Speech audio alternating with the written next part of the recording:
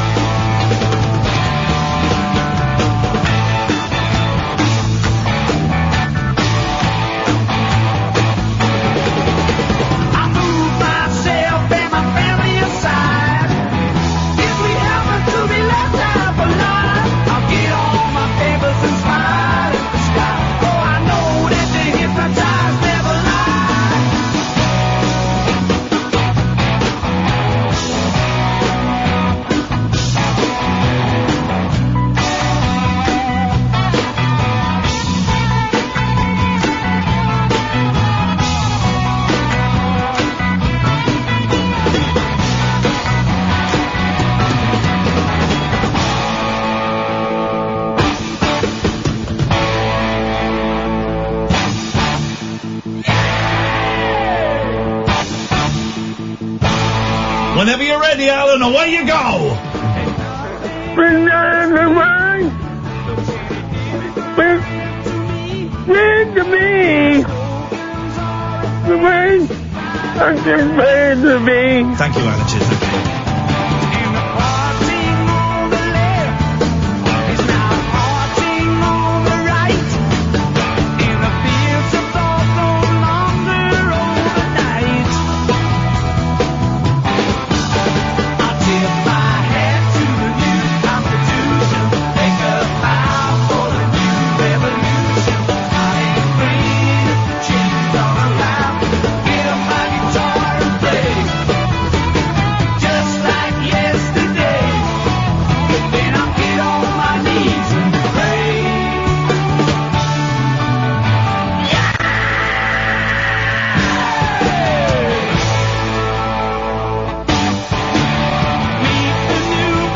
The silly old single edit, of course. Cut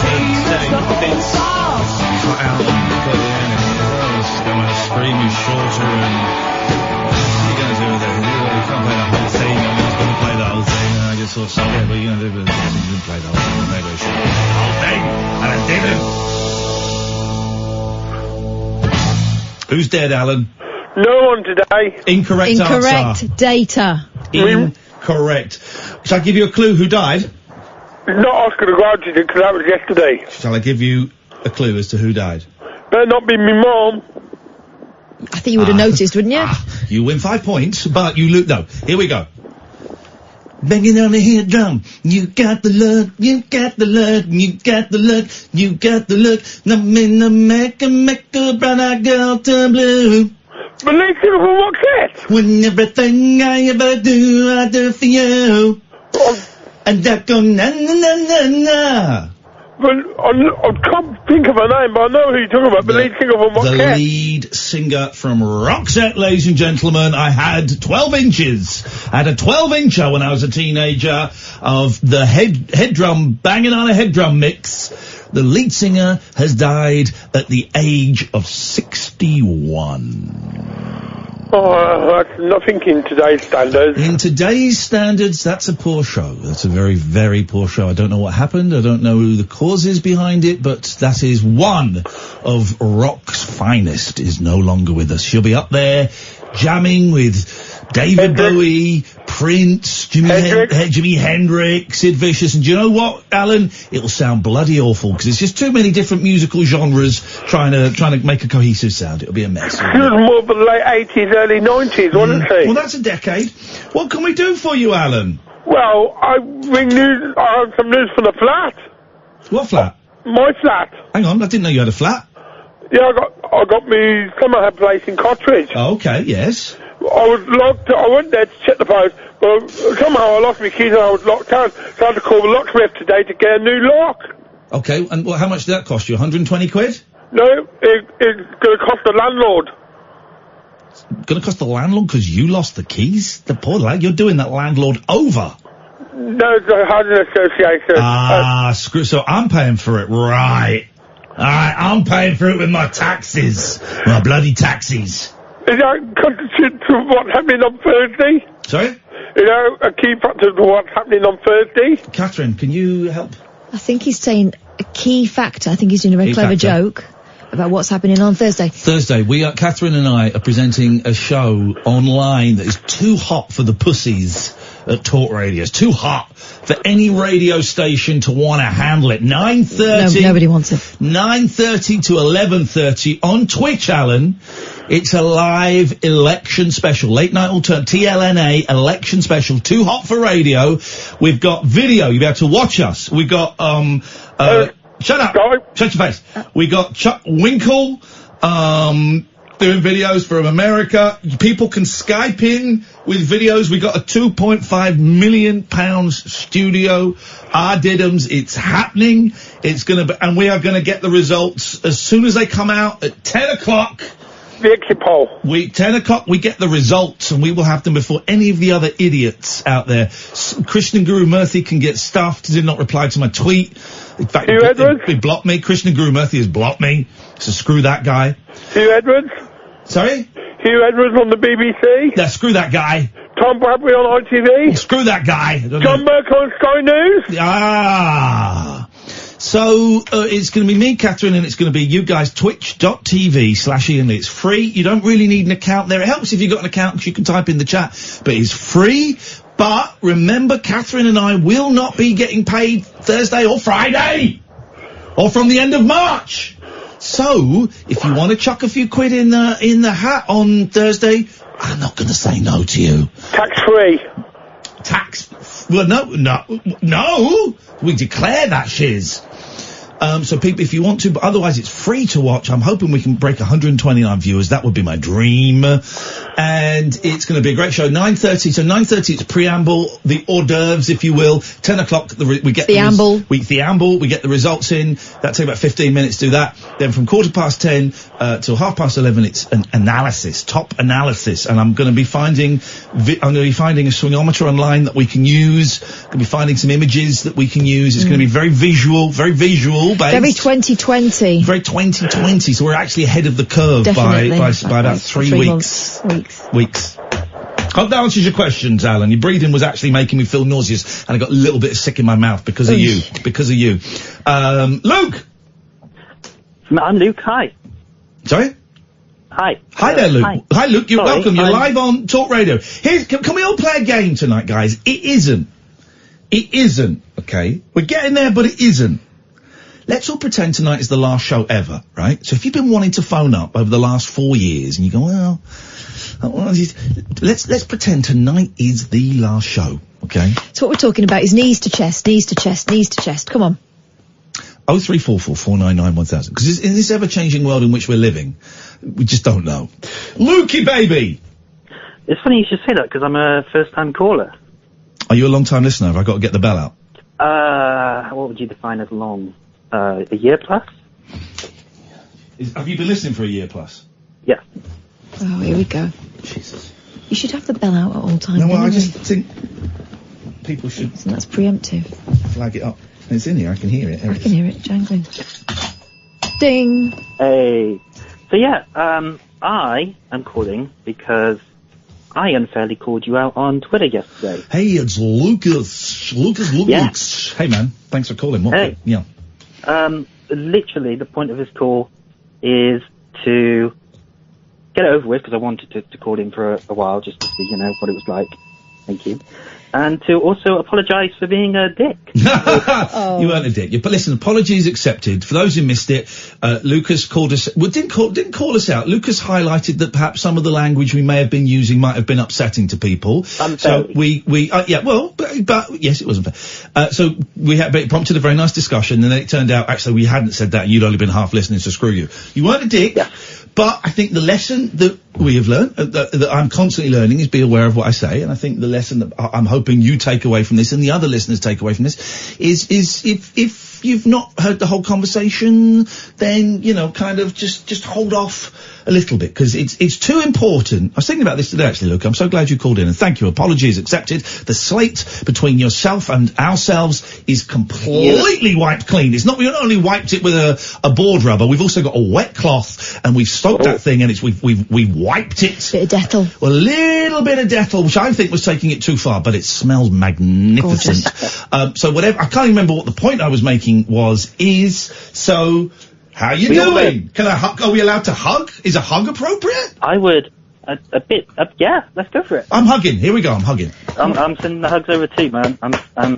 Hold on, do I have to? There we go. That's it. There's the release. There's the backpack release. That's what it's all about. Isn't it nice just saying sorry and stuff and getting stuff out? Yeah, man, I feel like it was going to eat at me a little bit if I hadn't, so I wanted to get it out there. It's done. It's done. It's dusted. You got it out. We saw it. We appreciated and we it. asked you to put it back as quickly as possible, please. Beautiful. That's literally all I had. Look, I'm gonna cut you off if that's okay. Oh, that's there we go. 0344 499 1000 is the telephone number if you want to give us a call. You'd be very, very welcome to. It's going to be like an angry shag tonight's show. The different kinds of intercourses. There's the making love. There's the F. There's the kinky fun and games. Let's get the suitcase out of the cupboard. Kids are away. Let's get the suitcase out of the cupboard. Oh gosh, we had a kids are away story yesterday, didn't we? Sorry? Kids are away, A&E. What? Barbecue tongs. Oh, we did, yes. Sorry, I thought you were talking about us. I was thinking, what? What? No.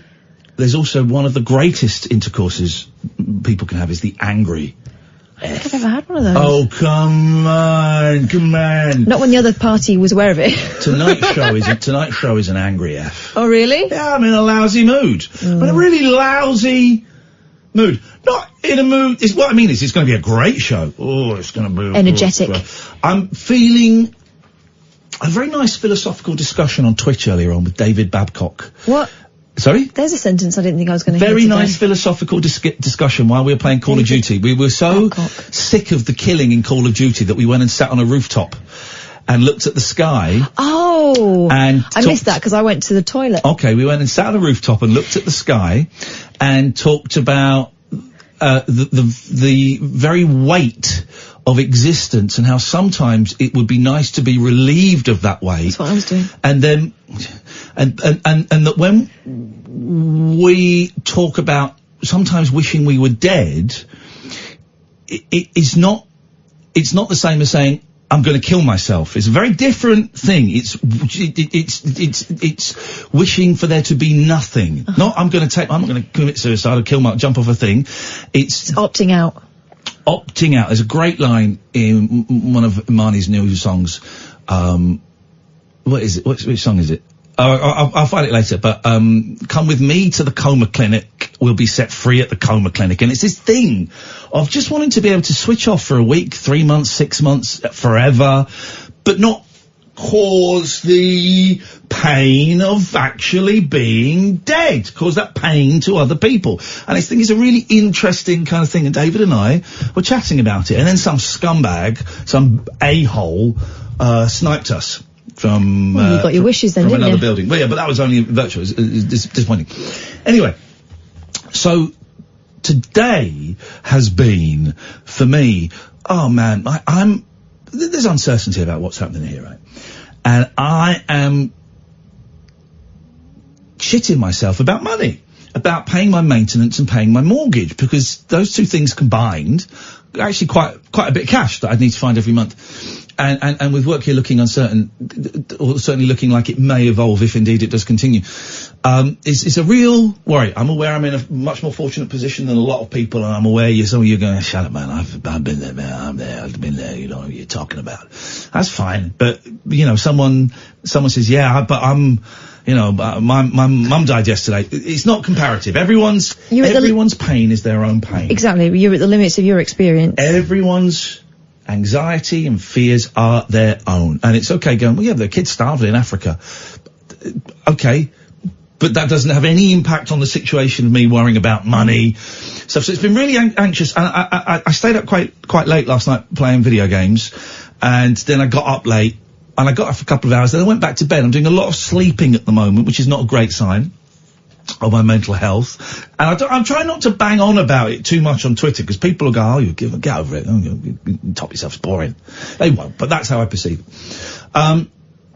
So there's a lot of anxiety, and I kind of had phoned you up when I got parked up. I started having a panic attack, panicking about, I might have to sell my house. I might have to at some point.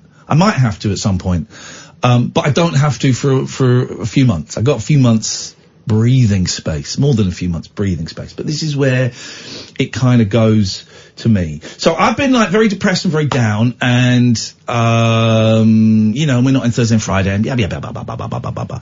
And then, without breaking any confidences or going into any details, I had a massive row at work tonight. Sam knows because he heard it through the walls. I'm not going to go into any details. It was with my boss, I can say that.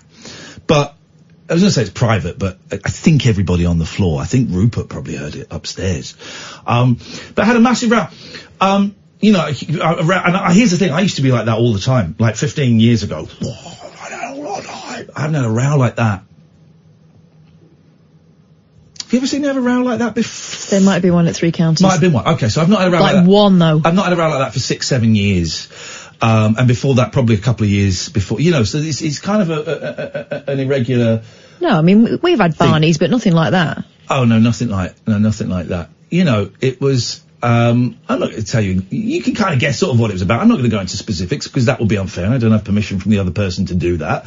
But you know, this is a show that is based on honesty, and I'm saying as much as I know that he will be comfortable with me. He'd probably be comfortable with me saying quite a lot of it. But. So I'm in like I feel alive.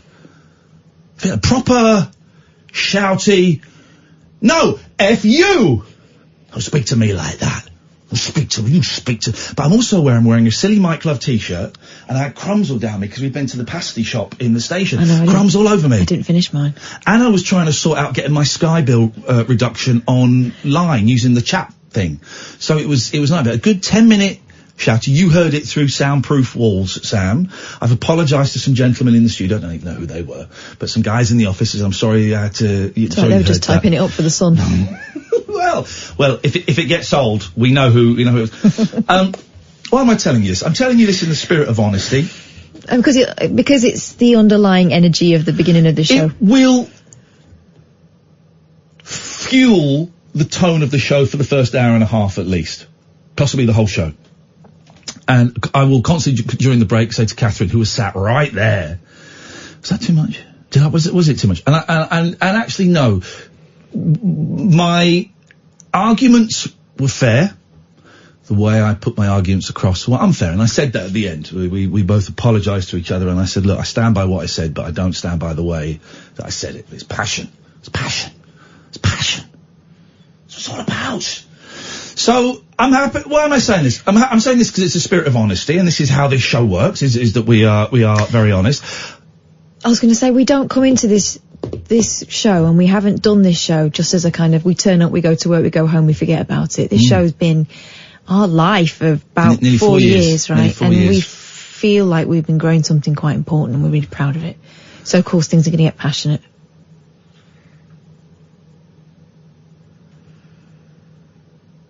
If anybody's got a radio station and wants to give us a job, please do. That's actually genuine. It's actually genuine and serious. It's actually genuine and serious. I don't care. I'm really holding off tweeting other radio stations, guys. But, so, the point is, you can be a phone if you want arguments at work. I will happily take that. 03444991000. What's caused you sleepless nights? Any topics in there that you can hear floating around, I will happily have. It's going to be a fun show tonight. It's going to be a great show tonight. You know the score. You can call in about anything. I tell you what, if you're one of those idiots, one of those Mike Graham idiots, you know, people that listen to Mike Graham's show. The idiot ones, They're all idiots. And the people that listen to Julie Hartley-Brewer's show, again, are all idiots. If you're one of those idiots that thinks that picture of that kid on the floor was faked, could you give me a call? Because I noticed there was a video tweeted from Talk Radio, I didn't watch it, but of Julia's show, talking about the picture of the boy on the floor.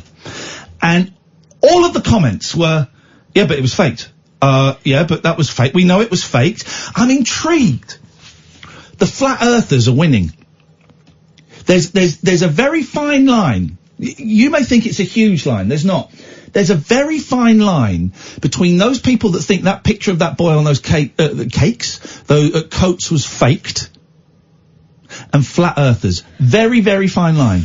Are you telling me that picture was fake now? No, I'm not. I saw a thread about it earlier today, this morning when I woke up, and it seemed to be the same message being copied and pasted and sent from various Twitter accounts. Always the same. It's been traced back to one Facebook account, and that person says that her account was hacked. So, I'd love to speak to you if you're one of those people that thinks that picture of that 4-year-old boy in the hospital on the coats was fake, because I'd love to know why. I mean, the hospital talked about in the copied and pasted, well, no, the one that's been copied and pasted into the I am a nurse at X hospital doesn't exist. Right. But the hospital have acknowledged that the hospital itself have acknowledged it's real, and they haven't, they've apologised. So, if you're, and I'm guessing that not many of those people will be listening to this show, because this show attracts a slightly more sensible caller. Nigel, I'll come to you in a minute. But if you are one of those idiots that listens to Mike or Julia's show and you think that picture was fake, could you explain? I just want to peek into your effed up mind and try and get some form of understanding. 0344 499 1000. This is Talk Radio. The Late Night Alternative with Iain Lee. On air and off the leash. On Talk Radio. Let's do it. Good evening, Nigel. Oh, good evening. Good evening, Iain and Catherine. You're on speak at the moment. Echo. The echo. Yeah. I've got my karaoke machine here for a change. Okay. Have you positioned the karaoke machine in the part of your house where you can get a phone signal? Yeah, well, I can hear you clearly now, so it should be okay. Is it? Okay. What have you got for us? Yeah, it's raining still, I'm afraid. It's raining. Don't be afraid of the rain. I love the rain. It's raining, men. It's raining. Well, if it's raining men, you'd be careful, because that'll have your eye out. That'd be awful as well. Imagine the mess. Just all those men slapping and smashing into the concrete. It'd be a bloody mess. Literally, I'm not swearing. I was watching a bit of porn the other day. Oh. We don't need to know about that, Nigel, I don't think. No, it was a joke in it, but it doesn't matter. Yeah, I don't, yeah. The song of Nigel's Time, I've got the actual record here, because, you know, I told you that some of Kylie Minogue's friends came to record it at my house. And, I told you, didn't I? Yeah. And it was a proper recording, put on iTunes and everything, but I know, it went on YouTube, but I never got it released on iTunes yet, but I still a chance of doing it. But, it was finished in the studio, proper. There was a joke as well. You heard the song, didn't you? Well, hang on a second. Stay there, Nigel. Where's Brian Drew talking about? Who's this Brian Drew on Twitter? This show used to be so much fun. The best thing I ever heard on radio. Now you're just being politically all the time. We come here to escape that, right or left. Don't... What are you on about? What's you on about, Choco Warrior, you absolute melt? What did we do that was political today? Hang on. What did we do? What's his name? Choco Warrior. Okay, what's his picture? Of, him and a lady. Is it a real person? Yes! Huh. What on earth are you what are you talking about, you absolute melt? Also, here's the thing. We haven't done any politics tonight. We hardly do Are you serious, Choco Warrior? What's a divvy? What divvy? Also, switch off if you don't like it, you piece of trash! This is the show. This is the show we're in! We're doing it! What are you on about you melt. This is it. Jesus. Brian Drew. Doing a poo. Choco melt. Yes, Nigel. Sorry, Nigel. Got distracted there by a bell end. Yeah, Brexit time again. No, he's right. We are doing politics. Okay. Incisive. What do you want to talk about, Nigel? Right. Okay. Let's not. No. Shall I do my song then? Yeah. Please. Quickly. Pardon? Quickly, yes. Yeah, I'll do it. I've just got to press the knob in. There we go. This is Nigel's time. This is the original record. I'm going to sing to it though. When it just comes right. Here we go. It's going to sound awful. Tuning in, calling up, talking to the nation, sing a song, melody, for your adoration, Maybe the show has run its course. I've got to do a bit of admin because of him. What did he say? Didn't you know what he said? You mentioned who he was going to vote for. Oh, I didn't hear. What do I need to say to get us out of trouble? I'm going to find out who else is standing Find in that out. area. I didn't hear that, otherwise I would have dumped it. My apologies. Sorry, I do apologise. That's all right, not your fault. No, I wasn't paying attention. Don't worry, guys. We're going to get us out of this little political hole that we're in. On Thursdays. We'll do it over his song to serve him right. Thursday's show on Twitch is going to be completely free from these rules. Okay. Helen Grant for the Conservatives, Jeffrey Stewart for Greens, Kenwood Yolande, Helen Grant, Stuart Jeffrey, Yolande Kenwood is Independent, Dan Wilkinson, Labour, James Willis, Lib Dem. There we go. Thank you very much indeed, Catherine. But I didn't hear that, otherwise I would have dumped it. Maybe just... maybe the show has run its course. Maybe it's time to go and do something else. Maybe it's time we split up. It's time to break up the band. Let's go out. Let's go out on a high. Let's kill all of the callers and then kill each other. I don't want to die. Well, I'll kill you first then. I've got stuff to do. Cat's been spayed. She's going to need cleaning. Yeah. Maybe we're done. Are you listening? No, we're not, Nigel, but thanks for your call. Let's go to Paul. Good evening, Paul. Good evening. Good evening, Paul. You both. Yes. You said those three words, arguments at work, and that's kind of inspired me to call. Go on. And tell you my story. As you know, from the first time I called you when you were Absolute, I used to live in Malaysia. I was there in an orchestra from 1998 until I was pushed out, and I got the news on the first day of my honeymoon in 2012. Oh no! Yes. I was one of 7, and this is all a matter of public record, so yeah. I was one of 7, and we took them to court, because after 14 years with that orchestra, I expected, we got long service bonus, loyalty bonus. Yeah. And you didn't get any of that? Well, no, we did get all of that. Right. And then all of a sudden they sent me a letter. They sent us all a letter saying end of contract and giving us 6 months notice. So we took them to court and lost. I think, we were up against a company that is responsible for more than 50% of Malaysia's entire GDP. So I think in an environment where money can travel quite loosely, a result like that was expected. But, you do your best. My first day out of work was my birthday that same year. But the legal action obviously spilt into 2013. And I left, myself and my wife, we both left with what we could carry in an economy class plane ticket, because obviously I wasn't receiving a salary after they'd booted me out, and we kind of exhausted our savings and whatnot. My wife had a very successful restaurant there that we had to sell and stuff. Things were not great from 2013 from 2012 when I lost my job until 2015. But the reason why I am calling, and this is to tell you both, never, ever lose hope. Because I believe in what you guys do with all of my heart. I think your show is more relevant to life, the universe, and everything than pretty much anything else I hear on the radio. Oh God, Paul's dying. Oh, that's why he's getting deep. He's literally on his deathbed. Imagine this is his final word, talking to these two idiots. Jeez. But yeah.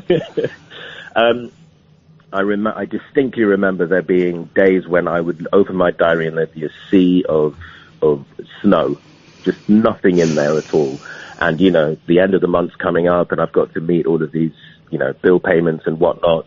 And then out of the blue, quote unquote, as if by magic.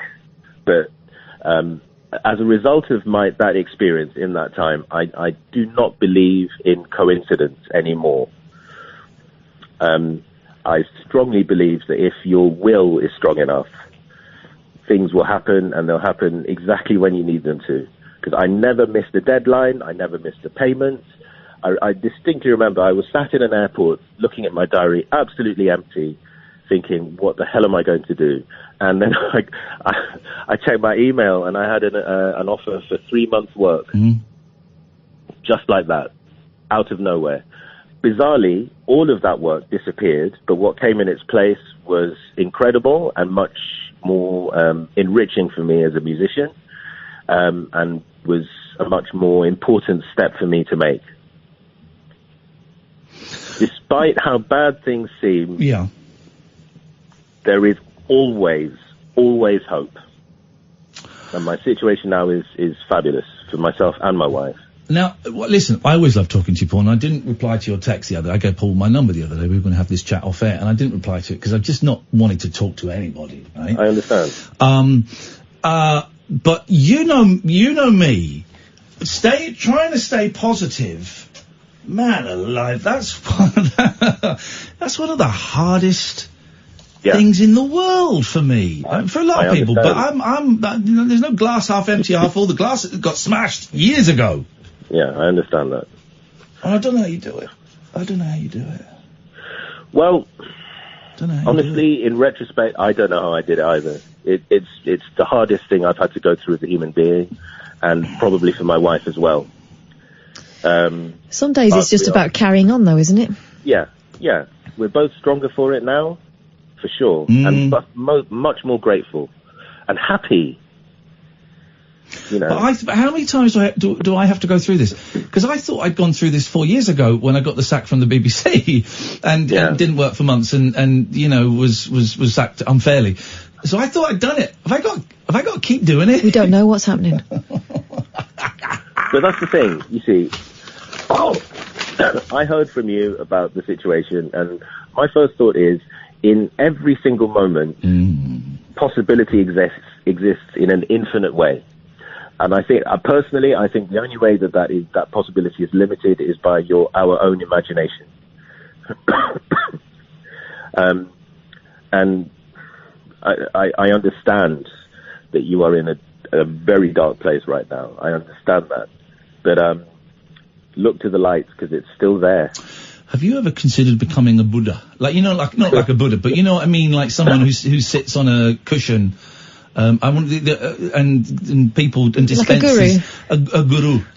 A guru. Have you ever considered being a guru? I sit on a cushion and I hit drums.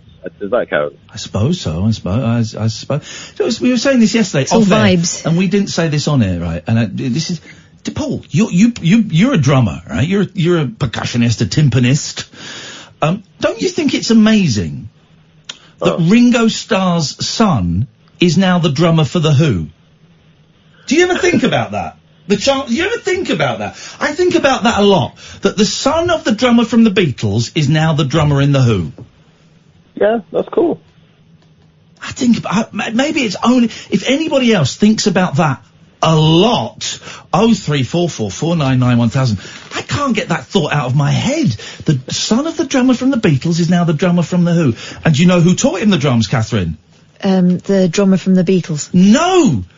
The drummer from The Who. Keith Moon was like his godfather, and he taught Zach Starkey the drums. Okay. It's a world. And I suppose when he's the natural heir then to the drum kit. Yeah, so when you think of it like that, Paul is right. Anything is possible. Yeah. Well, yeah, if your dad's a drinking buddy with one of the most famous drummers in the world, yes it is. I've got another one for you, actually. Yeah, go on. My timpani professor when I was at college, his brother was the drummer of The Clash. No! What was his name? Topper Hedden, was that the drummer? Oh, I can't remember. I don't really know The Clash. But surname Chimes. Chimes? Chimes. Chimes. Chimes. Chimes. Gosh, isn't that fitting? Chimes. Tiny Chimes? This I couldn't tell you. Okay, I'm glad. Okay, if anyone knows if anyone knows the first name of the drummer, Chimes. Wind. That reminds me, my neighbour hasn't found out we've got a cat yet, and he's going to be furious, right? Oh. But I went in the back garden yesterday, and I realised that he's got a bigger menace in his garden. So if he starts throwing stones, What's he got? Wind chimes. Oh. And they're clanging at the moment. Hanging down from my window, those are my wind chimes, wind chimes. Do you know that song? No, I feel like I do now. Don't you think that wind chimes should be taken in at this time of year? Because they're just now, like, banging. Hanging down from... It's not a pleasant twinkle Let anymore. me sing it, right? And then you're going to go, shit, that's amazing, right? So, I'm going to sing it like this. Hanging down from my window, those are my wind chimes. Such a creepy voice. Right, now listen to the song. Listen to the song. Oh, why is it? It's this flipping lead. Here we go. I'm going to finger it. Here we go. Hanging down from my window, those are my wind chimes. Wind chimes. It's exactly as I did it. He's got them clacky wooden ones. Clacky wooden ones. Paul, always a pleasure, my friend. Thank you. Peace and blessings be with you. And also to you. Thank you. What a nice guy. What a nice guy. He is the exception that proves the rule, that all of our listeners are idiots. He's the exception. There is a serenity about him, considering he's a man who makes a lot of noise in his professional life. He has an inner peace that I envy. He's a very handsome man. Very handsome couple. Yeah. Very striking couple. But this guy's a great guy. You know, that is inner beauty. No, it's outer. Yeah, but it's shining out. No, it's outer beauty, physical beauty I'm talking about. It's the beam. I didn't see his beam. Don't know him that well. I did. 0344 499 1000. This is Talk Radio. Whispering lunar incantations for cross-parents, cross-dressers. Yeah, did you know this about me? And cross-rail workers. Steel and polycarbonate. The Late Night Alternative with Iain Lee. I've got a very poor internet connection. On Talk Radio. Take them all on. Right, so we're getting to the bottom of Choco Warrior, Brian Drew, who said, I don't listen to this show for politics. It used to be a great show. Well, now we know why he's triggered. If you look at his timeline, he is so stupid and is so easily led that he believes the picture of the young boy in a hospital with a drip up his nose or something on coats, he believes it is faked, despite the fact the hospital has said, yeah, this happened and we're really sorry this happened. He believes it's faked. He believes a fake tweet that's going around saying a friend of mine is a nurse at the hospital and that picture was fake. That tweet has been proven to be faked. And Brian is so upset that he's being called out, as all of the idiots that believe it are. Be embarrassing, won't it? It's embarrassing. He's called out because he really wants to believe that picture was fake, despite all of the evidence that it wasn't. He's upset because I said he was a Rizzler paper away from being a flat earther. It's the same thing, thinking there is a conspiracy out there. Brian, this show isn't for you, mate. This is for intelligent people that believe facts. So I wish you and your wife and your kids, I wish you the very, very best of luck. Probably best you switch off. And also, it's strange that 2 minutes of a 3-hour show he didn't like, he felt the need to tell me. It's because it was about him. Exactly. So obviously, a very thick, I don't want to use the word snowflake, but, you know, don't put the heating on too much because you'll end up melting. And then we've got, then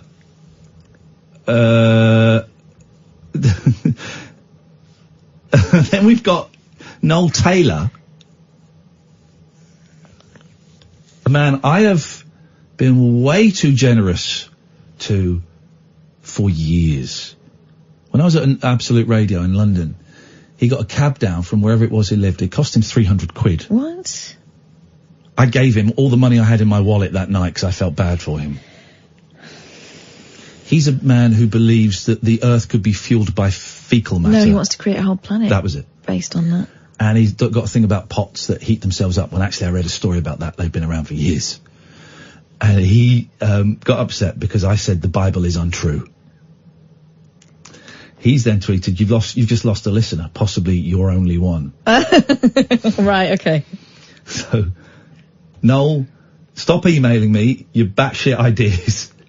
You're blocked, right? I didn't even know what Brian's going... Anyway, crying out loud. People. Okay. People take pictures of each other. Closed. I can't be dealing with so many idiots. This is where we're at. This is why the country's screwed. Whoever wins on Thursday, we're all screwed, in as much as we are now in a world where it's still not quite as big as America yet, but come the next election, it will be, where lies are being propagated and told as truths. Things aren't being fact-checked. And big reporters are saying things. There was a reporter, I don't remember her name, but a very well-respected reporter who was calling out the picture of the boy on the coats as being fake. Mm-hmm. There was the thing yesterday of, is it Matt Hancock, the Labour health minister, the Conservative health minister?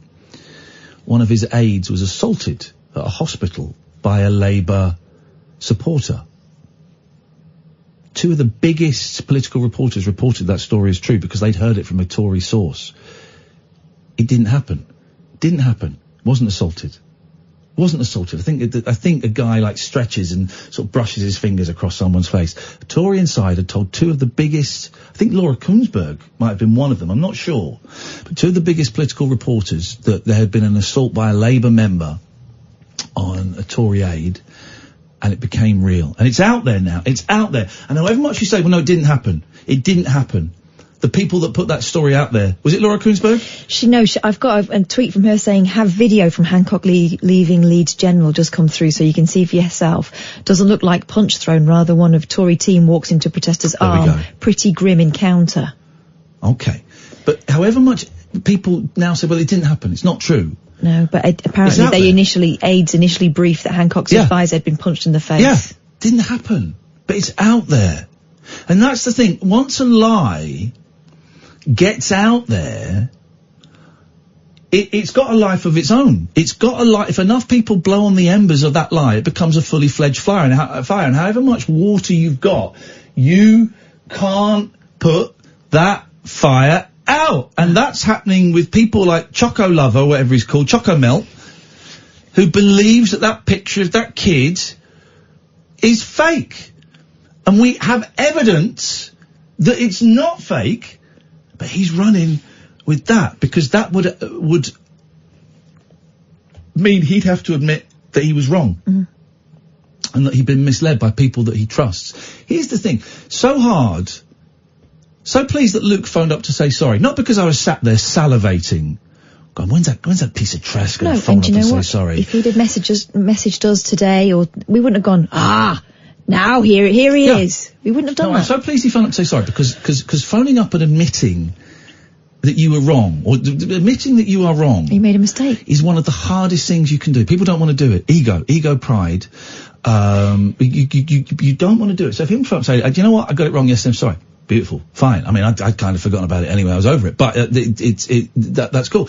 If, for example, something I am doubling down on now is proved to be incorrect, I'll come in and say, do you know what? I got it wrong. I'm really sorry, guys. I got it wrong. Here's the evidence. I've seen the evidence, and what I said was wrong, and I'm really sorry. We're the only people on radio who will be prepared to listen to we don't come in and go, right, our take on this is this.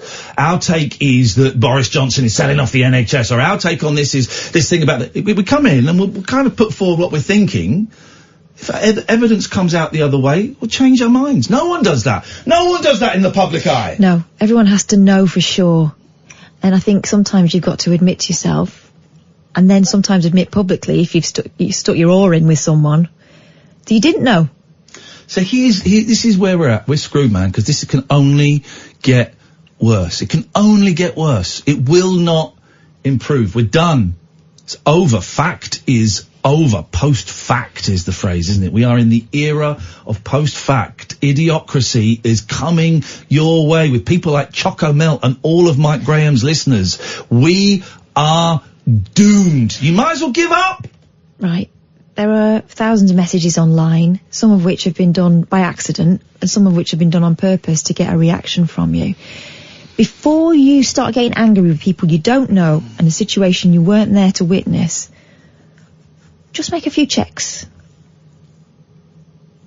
Because you could save yourself a lot of energy, a lot of embarrassment perhaps, if you get embarrassed about that sort of stuff, but also just to know what's actually going on. When this show ends, as it will do,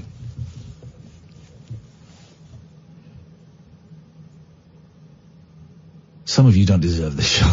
Some of you don't deserve this show. Choco Leapnitz, you don't deserve this show. I do sometimes wonder what show people have been listening to. Exactly. Some of you do. Some of you deserve it. But actually, a lot of you don't deserve this. You don't deserve this. You deserve what's coming. Right? It ain't this. You don't deserve it. It's too clever for you. It's too subtle. It's too nuanced for some of you.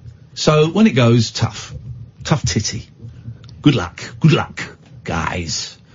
Catherine, what have you got? Have you got anything to do with Duck's dicks? I'm fresh out of Duck's dicks, I'm afraid. I've got Pablo Escobar's brother. Oh! With what could be hubris. It could be, you know, cocaine-fueled hubris. Here we go. Before. Here we go. What? Snippy lady, screw you. All you people tweeting my bosses. Oh, I'm going to tweet my boss. Here's the thing. The boss doesn't even look at the Talk Radio feed. It's not even him that runs his own feed. How's about them apples, fake newsers?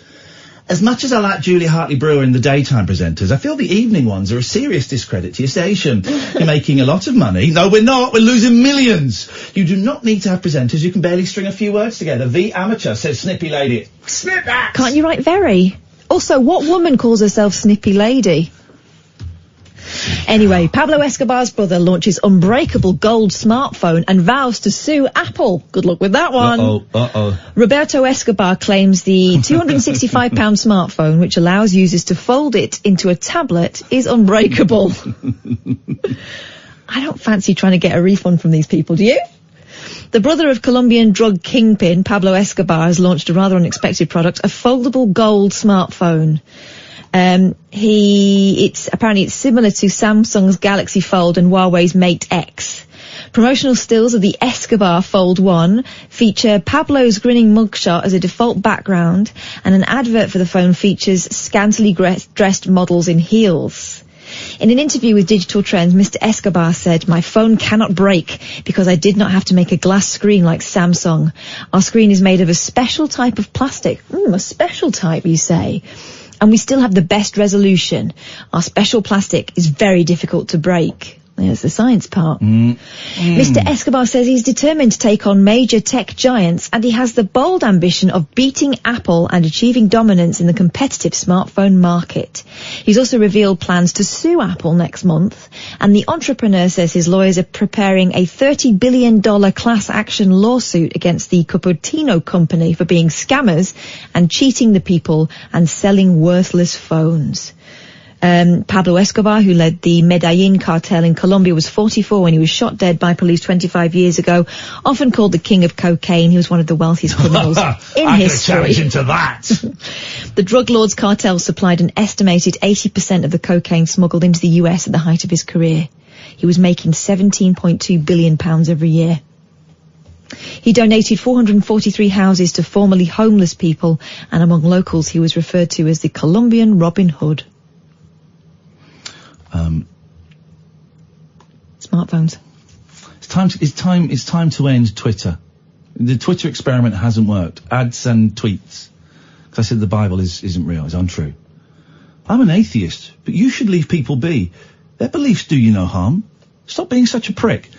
What about your beliefs? Well, Adam, being a little bit of a hypocrite there, because you're attacking my beliefs. My beliefs are doing you no harm, but you just called me a prick. I mean... Rude. Guys, the Twitter experiment hasn't worked. It's time to switch it off. It's time to switch Twitter off, guys. It hasn't worked. It's made... Yes, of course we can all say, well, I made a friend through this, and we got Matt Haig on the show. We've made contacts on the show, and we've helped people. It does more harm than good. Twitter does more harm than good. I think a lot of us come out looking worse, don't we? Yeah. Oh, yeah, God, me, definitely. Definitely. I'm wading into these melts right now, but the Twitter experiment has failed. We've become a very toxic world because of it, and it's done. Now Brian is saying, I tell you what, Brian, he's now talking about safe places, so I'm just going to mute you. Can we have you phone in, please? Yeah, because Brian, it's a phone show. We're at work and we're a bit busy, but you're welcome to phone. We're not pen pals. 0344 499 1000. I've muted Brian now, so we won't say any more of that rubbish. Let's go to Karen. Good evening, Karen. Hi, Ian. I don't listen very often, but I was just tuning in tonight to see what's going on, and well, I don't understand what's going on. I obviously missed whatever happened.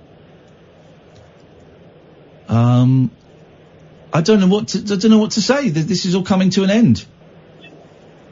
Oh.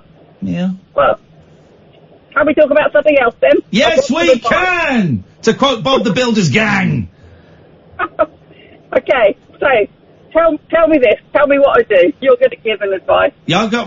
Karen, tell you what. Stay there. We're going to go to the news. We'll come straight back. We won't play a song. We'll have a bed because the lead is screwed, and we're going to give Karen the best. Oh, the finest. Best advice. 0344 499 1000. This is Talk Radio. Across the UK, online and on DAB. Take a far-out trip into the twilight zone of late-night radio with Iain Unmissable late-night radio with the original king of unconventional conversation. Make contact with Iain Lee. The Late Night Alternative with Iain Lee on Talk Radio.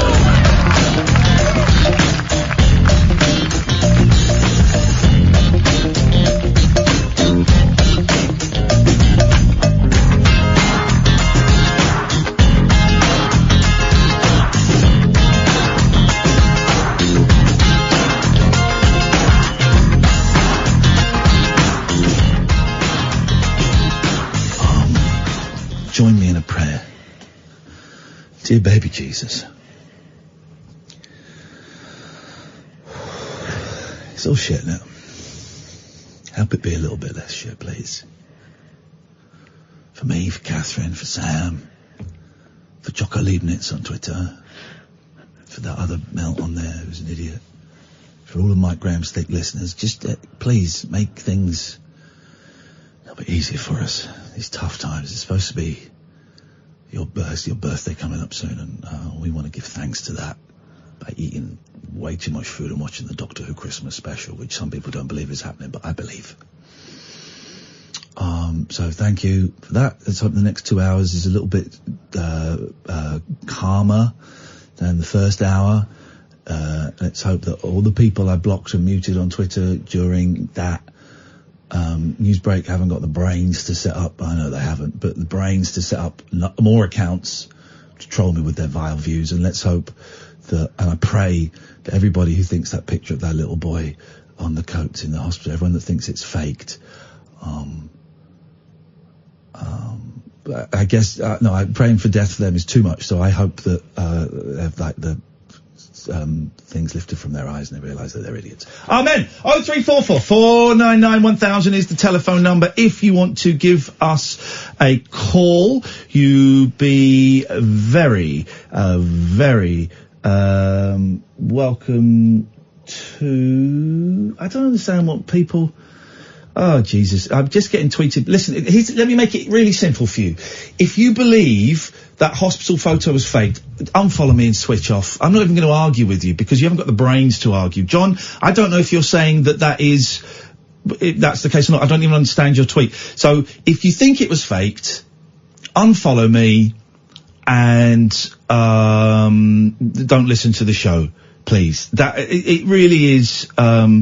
it's that simple. Adam's tweets, you're being deliberately offensive to wind someone up. Don't tell me what I'm doing. You're muted because you're a bell cheese. Okie dokie. That'll be done. Let's go to Karen. Karen, we're going to give you the best advice ever. The best advice. Okay. What you got? So, well, it's not related to any of this stuff. And not related to the B word or elections, so that's all good. B. So what I want to know is, yes, some scumbag has set up a website telling people that they can buy tickets for Premiership games. Yeah. Really cheap. All the ones that are completely sold out, go on this site, buy a ticket. Yeah. Send us your money. Yes, send us your money And now. they are using my details. What? Whoa, hang on. What, your address? Yeah, my home address is on the website. Send your complaints to this address. No, mate! dear. That is incredible. Well, First of all, have you checked there's no one else in your house who might be running a dodgy business? But is interested in complaints. Well, hang on a minute. How much money are you making from these tickets, Karen? Because I believe that it's you that's selling these, you scumbag. You're making a fortune. So are you actually getting complaints then? Yeah, so they listed the details from Company's House. Yeah. I'm an accountant, so I work self-employed sometimes. So I have a company, and the only thing that I invoice is when I'm doing accountancy work, and I haven't done that for quite a few years. So this company is just sitting on Company's House, but it has my name and address on it, because you have to do that when you register a company. So they're using the company number, and they're using the registered office of the company, and they set up a website. And I was wondering whether any of your lovely listeners could tell me what I should do. So far, I've tweeted Trustpilot and said they're using your logo, and I thought that they might know what to do to take it down. I think the website may have gone down, but I'm not exactly sure. I'm sure it might pop up again. So I thought it was still a valid question to ask, and I wanted to be a distraction to all the nonsense that was going on tonight. Okay. Anyway, I'd love to know.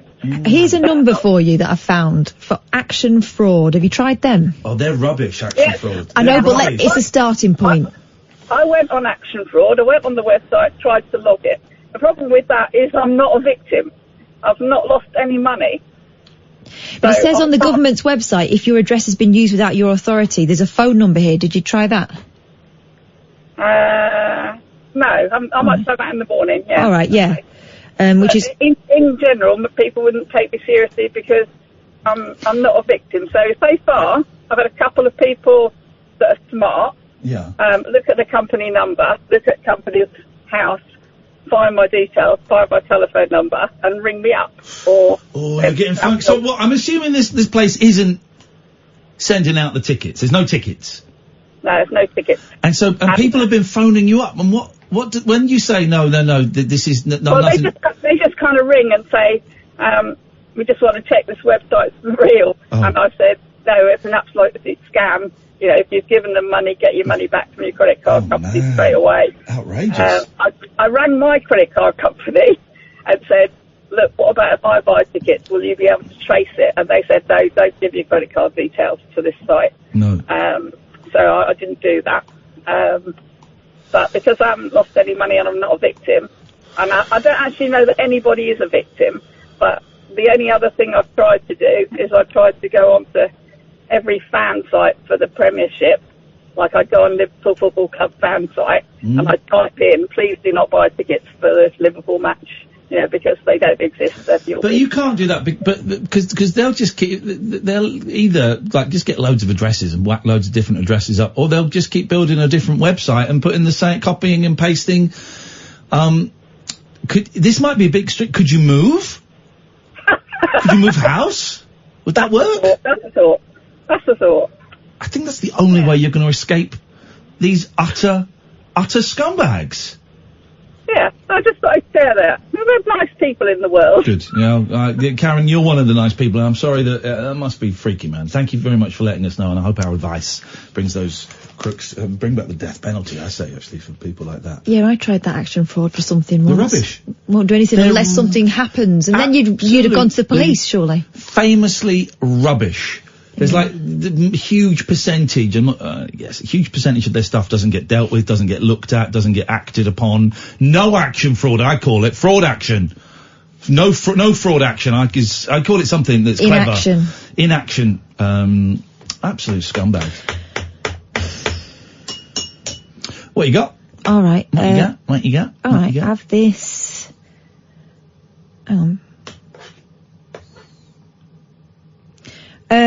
This. All right, have this. You like this.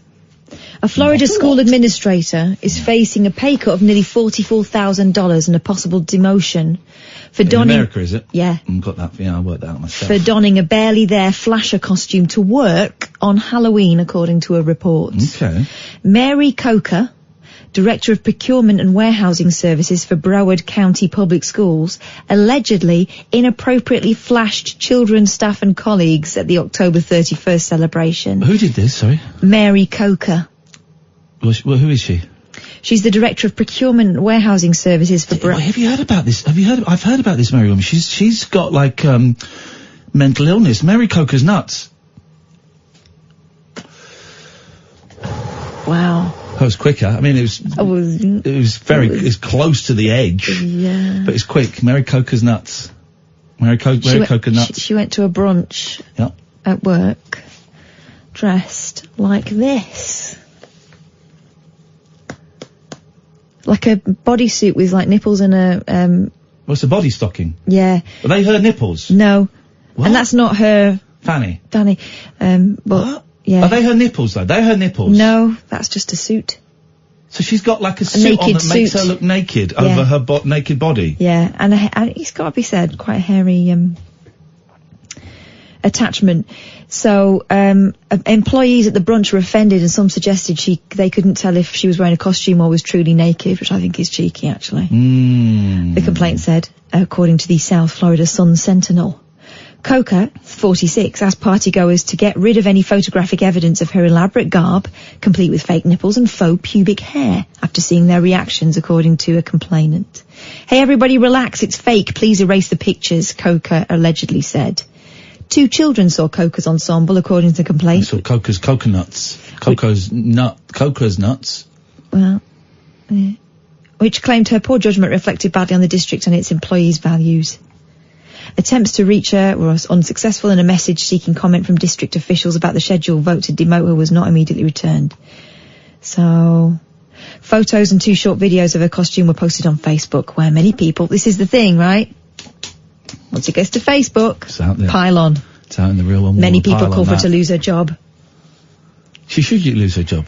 She's a teacher. No, she's an admin. Who is she? I've not really been listening. I just remember seeing a big pair of boobs. She's the Director of Procurement and Warehousing Services for Broward County Public Schools. She works in a school? She works for the school district. Like the Education Authority. Sack her. Sack her. For getting her fake boobs out. Sack her. Just for the sheer hell of it. Oh my God. Yeah? I think so. I think that's where we're at. I think that's what we need to do. 0344. Don't bring anyone expecting mercy to us today. 499 1000. This is the late night alternative. We're on tonight. The radio show where the owls are not what they seem. Do you or have you ever watched Twin Peaks? The late night alternative with Iain Lee. We could be dreaming and meeting each other in our dreams. On Talk Radio. Let's go to Becky. Good evening, Becky. Hello, hi. Hi, Becky, what you got for us? Yeah, I was just speaking to CJ before about, how you were saying about the toxic stuff on Twitter and everything. I just wanted to, say, well, it's just social media in general, I think.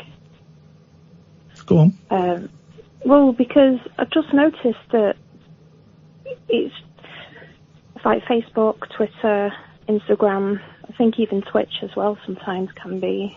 It just creates this toxicity where people don't know how to talk to each other in a proper way anymore. It's full of a-holes. That's why we're not periscoping the show tonight, because there were a-holes on there last night. We might do it next week, but then what's the point? There's no point. Doesn't add anything.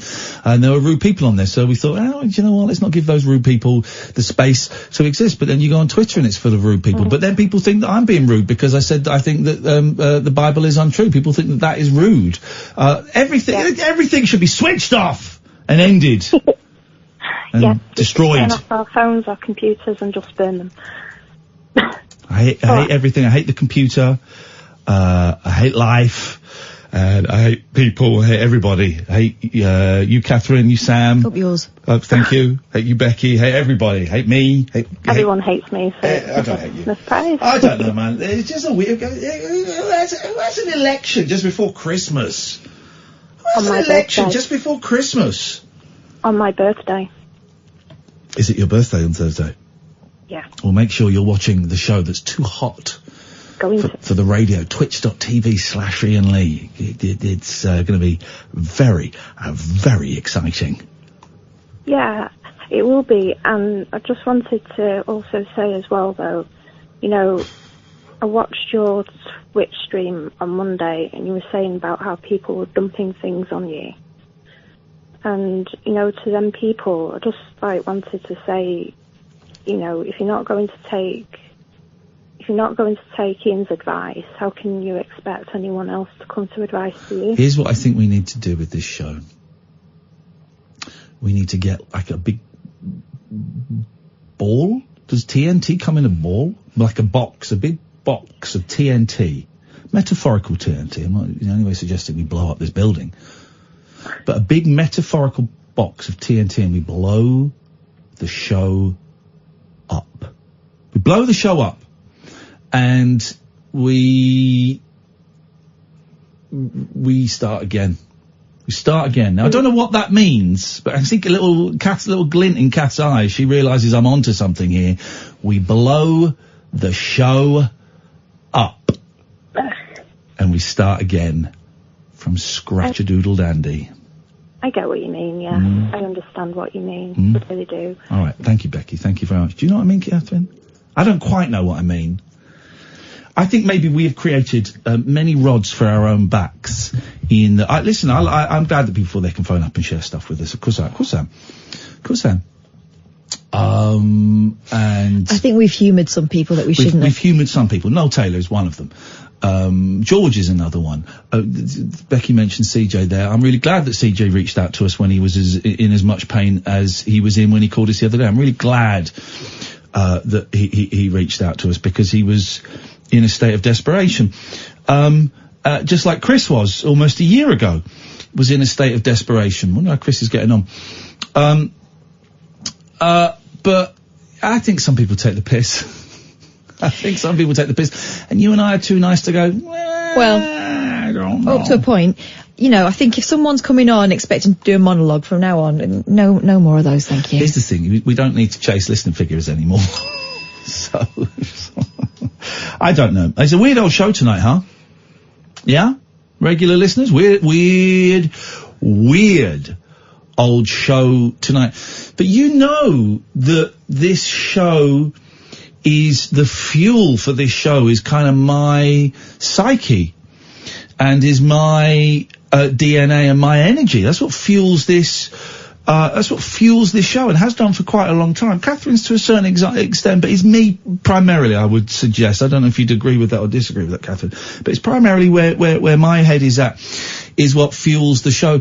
And as we've approached, you know, so many things on the near to middling horizon. We've got an election. We may or may not have Brexit. By the way, if the Tories win and Brexit, get Brexit done in January, that's not Brexit. That's like the end of the beginning. You know, it's not even the beginning of the end. That's the end of the beginning. So we got that on the horizon. We got job insecurity. We got Christmas. I got birthdays coming up. There's all this kind of stuff. So I am riddled with anxiety and self-loathing and self-doubt, which you're bored of hearing. Okay, I get it. Fear, there's a lot of fear, a lot of anger today, a bit of embarrassment, a little bit of shame after that argument with the boss. These things happen. So tonight's show is a weird vibe. I saw a funny, completely off topic. You know, is it Rorschach? Is that how you pronounce it? You know hang on, let me just do okay, I'm going to show you a picture. Tell me what you see in the picture. Oh. Is that Rorschach? Rorschach. Rorschach, thank you. You know where I'm going with this. Have you been watching The Watchmen, by the way? Is it as brilliant as everyone says? Right. Rorschach, right? It's one of those drawings where it's an ink print. Like an ink blot drawing. Yeah, and you go, what does you'll see here? And there's a brilliant, there's a character in this TV series called The Watchmen, it's superheroes, and he's called Rorschach. He's not called Rorschach. What's he called? Rorschach. And his mask. That's not a superpower, that's his mask is one of those pictures. Oh, blimey. And there's a does that mean you see whatever you want to see? I saw a great tweet and someone said, I'm really enjoying The Watchmen, but I don't know why that character has got a picture of my parents fighting on his face. I thought that was a great line. Rorschach is nonsense though, isn't it? I mean, I've never done a Rorschach. I suppose what it does is gets the thing that's most on the surface of your mind at that point. Freud's been pretty much debunked now, hasn't he? The whole, you want to have sex with your mum. I mean, the very fact that he would prescribe cocaine says to me, the guy was talking out of his hat. Big cocaine fiend, and would prescribe it for everything, right? But cocaine was used a lot medicinally back in the day. It used to be in Coca-Cola. Yeah. And, you know, the Victorians were off their nut on laudanum and all kinds, heroin and all kinds. I would love to have a Coke, like proper old-fashioned cocaine cola. I would neck that stuff back like there's no tomorrow. Oh, I'd be licking that bottle, sniffing that bottle. I'd be all over it. Numb mouth, numb bum, numb willy, 'cause I'd be humping the bottle. Oh, for God's sake. Humping the bottle, numb willy, But they used to give it to kids, you know, in cough medicine and stuff. Yeah. I don't know if we're going to make it through to the end of the show tonight. Tonight's show nearly didn't happen. Part of the argument was, why don't you go and get such and such to do the show? I'm going home. Why don't you get them on to spout their anti-abortion nonsense? I'm going home. It's part of the argument. Why don't you got them on speed dial? Why don't you hit the speed dial? Get them in. I'm going home. You didn't go home though, did you? I didn't go home because I didn't want to lose the money.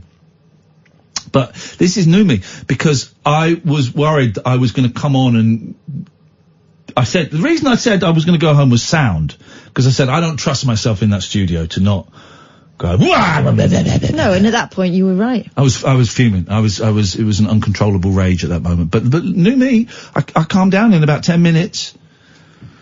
Which is unprecedented. I'm not proud of what I did. I'm glad I said something, but I'm not proud of what I did. But, why don't you go on my speed dial? Why don't you get them to come out and do their crappy show and you watch your figures drop? You know that when they're filling in for me, the online figures go all the way. They even did that motion, because the hand falling off the side of it. You know they drop down to zero. You don't even care. It's the argument that was made. It's good to have a good argument sometimes. Discomfort over resentment. Yeah. I mean, yeah. I could have done it. I could have done it better. Here's my thoughts on it, right? It began with what I interpreted as a flippant comment from the other person. That was where there was something bubbling under anyway, and then a flippant comment. Unleashed the beast. And it had to be said. I'm not proud of how I said it. I'm never proud of shouting in an argument or an office environment. There weren't many people in there, but there were people to whom I have apologised to. Everyone in the office. I apologise to you, Sam, because I know you heard it through the things. So I apologise, although I bet you loved it. But I apologise to people in the office. That's the main thing. And I'm not proud of shouting. I'm not proud of swearing, but I am proud of sticking up for you, Catherine Boyle, my mate. I'm proud of the passion. Proud that I stuck up for you, dear listener. You don't know it, but I was sticking up for you. I was saying that on Friday night, you guys don't want to hear 3 hours of political analysis. You guys want to have a little bit of fun, a little bit of nonsense, a little bit of monkey business on a Friday. Stood up for you guys. And I stood up for this show. And I stood up for what I believe this show is, what I believe this radio station should be. Stood up for that. I stood up for my friends. Stood up for you, the listener. And I stood up for the show. I'm not ashamed of that. I'm not embarrassed of that. Okay. I shouldn't have got the chucks out. I shouldn't have got my nunchuckers out. He's a tiny man. I definitely shouldn't have hit him with the nunchuckers. What was that thing he was using though? Shibuken? He had the throwing stars. Yeah. He had the throwing stars. I didn't see that coming. Well, I knew he'd been training. So, but did you see his face when he threw a throwing star and I smacked it out of the way? Yeah. Oh, jeez. Have you... There was a big... Do you know what I saw? A begrudging respect. Yeah. Have you seen Wonder Woman in a gold outfit? No. Have you seen it, Sam? Google Wonder Woman in a gold outfit. You know Wonder Woman's very important to me, don't you? Chihuahua. The new movie's called Wonder Woman 1984. Looks great, but look at her in a gold outfit. Oh, baby. Oh, baby, Wonder Woman, make love to me. She's not making love to anyone in that. It'd take about 3 hours to get out of it. It would get rusty. It would get rusty. What's her name? Gal Gadot. Gal Gadot. Gal Gadot. Yeah. Gal Gadot! Will you marry me? Yes, Ian, I will. She will do some damage in that. I will marry you, Ian. I will marry you and we will be happy forever. She's already married. We will make love in between takes on Wonder Woman 3. My God. Stunning, she is one of the most beautiful women in the world, right? Yeah. Hands down. Or hands up. But that gold She's also a trained soldier. Trained soldier. Yeah, I know. She trained for a movie. No, she was in the Israeli army. She's Israeli. She's trained for the Israeli, so she knows Kumbaya. What's it called? Quickbar. Mac Luck. What's it called? The Israeli... Karate. No, racist. Anti-Semite. No, the Israeli Secret Service... Oh, we don't talk about that. No, what's it called? Their martial art? Mukbang. It's not mukbang, Bukkake. no. What's it called? It's, don't tell. Krav Maga. You know that? You didn't know it? I've taught you something else. Krav Maga is the Israeli Secret Service self-defense, one of the deadliest SDs in the world. Krav Maga. I would suggest it's not as secret as they think. Well, I know about Krav Maga. Brian, do you know about Krav Maga? No, but I've heard of Mossad before, the Secret Service, the Israelis. Yeah, well, they know Krav Maga. You would be dead before you even knew what day it was. Oh, I've heard of Krav Maga. Krav Maga. There was a video on, you could actually buy a video of it to learn yourself at once. It was on one of them shopping channels. Okay. Oh, right, yeah, that's how they do it. Okie dokie. That's surprising. Okay. I used to teach myself karate from a book. Did you? Yeah. Did you smash any slates? I don't think we're allowed to call them slates. Oh, no, the thing, I could do, well, yeah, here's the thing, I could smash the boards that they smash on karate, because they're like weak boards. I could do that. And because I have an inner strength, my chi is red hot. Anyway, Brian, enough of this, comedy cul-de-sac. What have you got for us this evening? I was asking, are you working on Christmas? Around about Christmas time next week? No. Oh, right. How about doing a show, one of the last shows before Christmas, like a Spooky Christmas, where you get a Ouija board into the show and try and contact people from the other side? That would be I would love to. We're not allowed to. The rules of radio are such, you're not allowed to do a Ouija board. Now, I've got 3 Ouija boards, and who knows, maybe on the Thursday political special, the late night alternative political special, we might get a Ouija board out, and we might see if we can contact dead prime ministers. Yeah, get a couple of. I would like to have a couple of witches on the show. That'd be good. You dirty bugger. We could try and get Callahan, Heath. I don't want Heath actually. Thatcher. Get Thatcher. We might get Thatcher talking to us. You never know, Brian. Yeah. What would you ask Thatcher if we managed to get her to come on the Ouija board? Who's Thatcher? I'm not sure who Thatcher is. No, Maggie Thatcher, are you? She's gone. Yeah, that's why we'd be using... Otherwise we'd use the phone.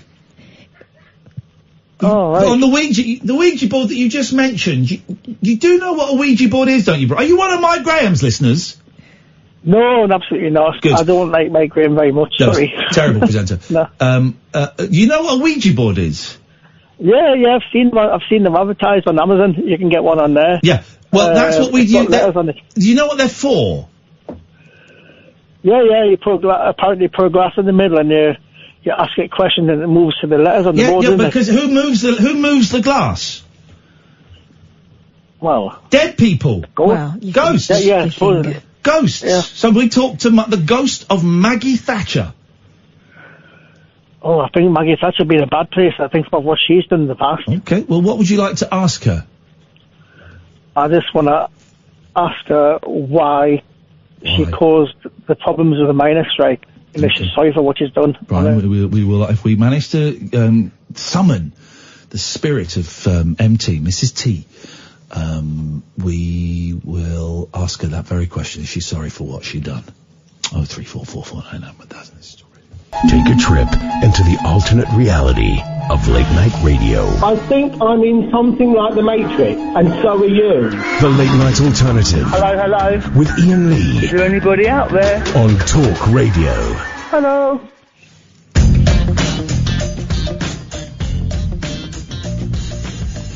Pete! Ian! Hey man, how you doing? Yeah, I'm alright, thanks.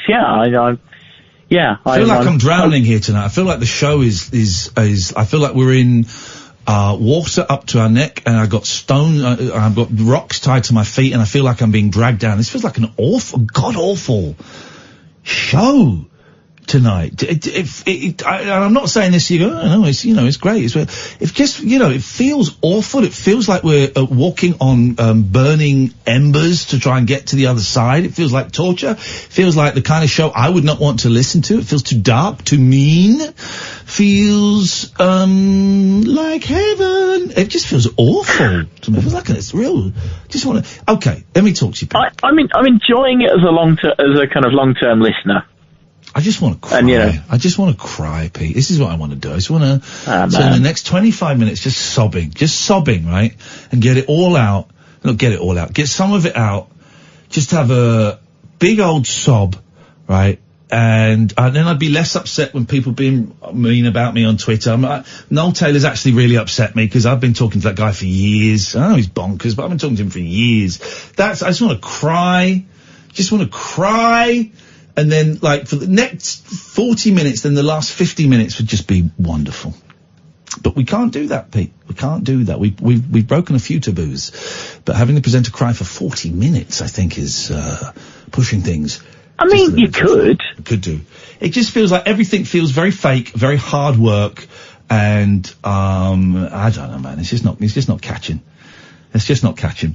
Anyway, Pete, what you got? What you got? Well, I don't know. I'm not sure now, because originally I was just going to ring up to be a bit of an arse. Yeah, well, I changed the habit of a lifetime, eh, Pete? Well, yeah, all right. Well, go on, be an arse.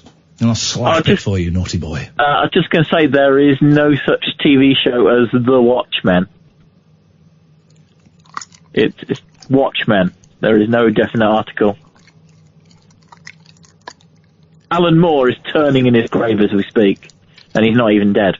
Oh, I was about to pick you up on that, my friend. Alan Moore is not even dead. But he probably does hang around in graveyards quite a lot. Once again, Pete, you're wrong. Just as you are with the Doctor Who Christmas special. Well, the programme is called The Watchmen.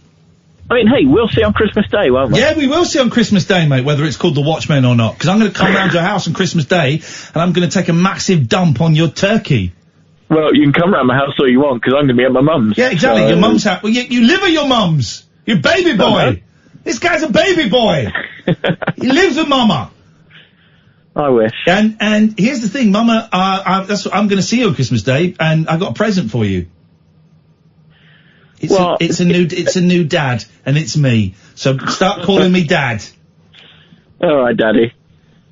We slipped into that a bit too easily. You did slip into that a little bit. I don't know. Even that little lartsy, even that little scene felt forced. It all feels forced. Do you know what I mean, Kath? Do you know what I mean? How do we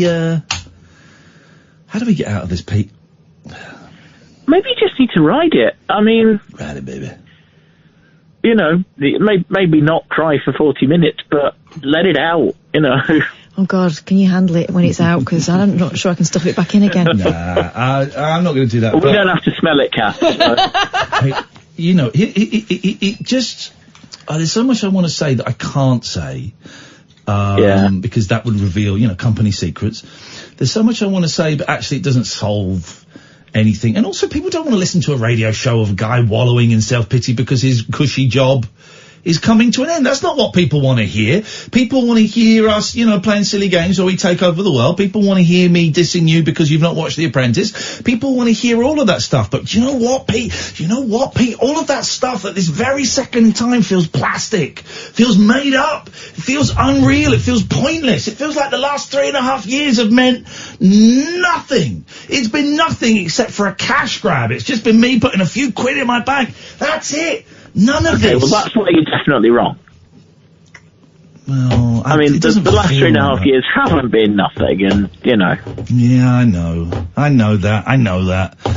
Ah, man alive. I don't know. We need to do something to buck up the last hour and 20 minutes, because this isn't what people want. I mean, I can give you an Apprentice correspondent update if you want. Let's try. Let's see what happens. Hang on a second. Here we go. My computer lead doesn't work, so I might have to... Here we go.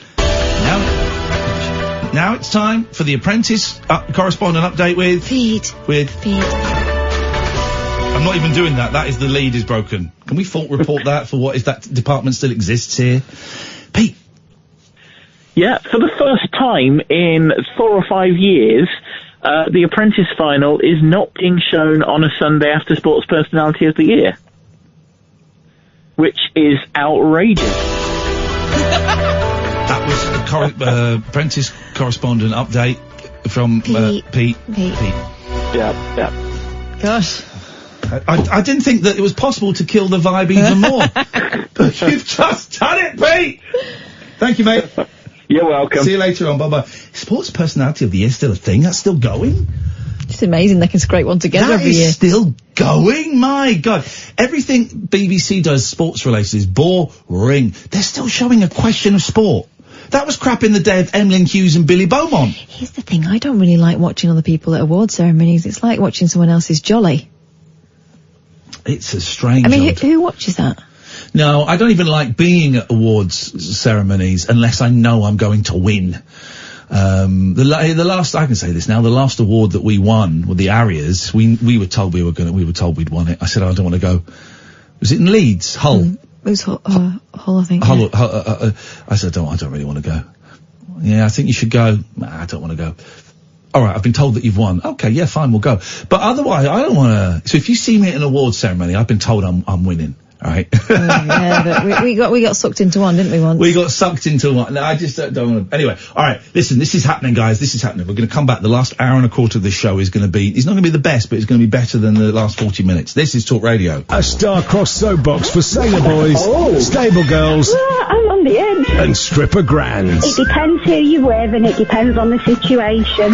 Late night speech radio with a difference. Thank you. The Late Night Alternative with Iain Lee on Talk Radio. 0344 499 1000 is the telephone number. Let's go to Fred. Good evening, Fred. Good evening there, Ian. Fred, what you got? Well, I've got something I can tell you offline, but in the meantime... Okay, well, we're online, so what have you got that we can broadcast? In the meantime, something you probably know a lot about already, but I thought you'd play a game of what you do know and what you don't know. I think hemp can help heal the planet. Say that again, what? Hemp can help heal the planet. You saying heaven or hemp? Hemp. Hemp. Okay, where you going, Fred? Sell us hemp. Longest natural fibre, strongest natural fibre. It's where you got the saying for money for road rope. Used to do all the ropes of the sailing ships. Why is it that everyone that ever talks about hemp is also really boring? Well, this is it. There's one that comes to at the end that I think you won't find boring. Well, let's just jump to the end then, because so far, it's not getting me, it's not wetting my whistle. So let's get to the one I won't find boring. Did all the sheets, did the sails, did all the clothing to them. Just fast forward to the end. So that's where you could have, the end? Get rid of the fast, fashions. Yes. But again, you can build a house with it. Right, then we get to the end. Just remember, just get to the end, the last one. Then at the end, when you've got the chafe left, it's the strongest natural fibre, you can mix it with the oils, which you can turn to plastics, spray it, retrofit it to a mud hut, spraying it inside and out, and it goes to make it work. Goes Are you to the make same it guy? Can I ask? Are you the same guy that does David Babcock? No. You sound like his silly voice, which I'm beginning to think might be put on. You're not the guy that does David Babcock. No, I'm not. I've got the shakes at the moment, so that's probably why. Okay. Why have you got the shakes? Medication, mate. Man, don't eat a Yeah, grapefruit. says it all. Well, why do you care about hemp? You can get hemp. Well, because now you can get three crops in a season. Yeah, right? but why do you okay, so those it are the can hemp... be used for so many things. Those and it's not only negative, it's not only carbon positive, it's actually carbon negative. So those are the reasons that hemp is good, and I know that hemp is good, but why are you bothered? Well, because I would like to see the world use it more. You want to smoke a bit of herb? Old, Ford used to, say that why are we cutting down trees? Do you want to smoke a bit of herb with me? Oh. Yeah? It's been the wrong time. You want to smoke a little bit of the herb with me, Fred? Roll up Well, a yeah. Free Skinner? I like some of the old stuff, like some of the giggly some stuff. of the classic. I want to get some Thai sticks, Fred. Let's get some Thai sticks, man. Let's get high. I tell you, they're giving them a Guys, I'm going to go to bed now. Yeah, okay, fine. Yeah, we're just you're gonna go one more game of the FIFA, boys. one more joint. I swear to God, we'll be fine. They're giving them a loaded revolver at the moment. Sorry? Because everyone's after the top cola Whoa, and the top cola. Fred's got a loaded revolver? Does that mean you've got a gun with bullets in, or have you got a load of grass on the cover of the Beatles album?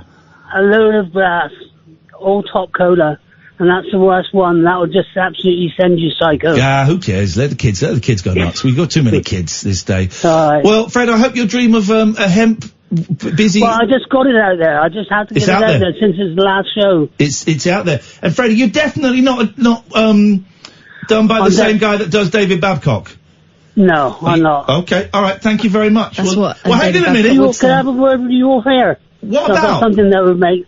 Well, I can't say about it on air, but it'd be. I'm sure you'd find it very interesting. Well, if you thought I'd find the hemp stuff interesting, give me a little. You got to give me a clue, man, because I don't really talk to people off air. It was about the Wapping War.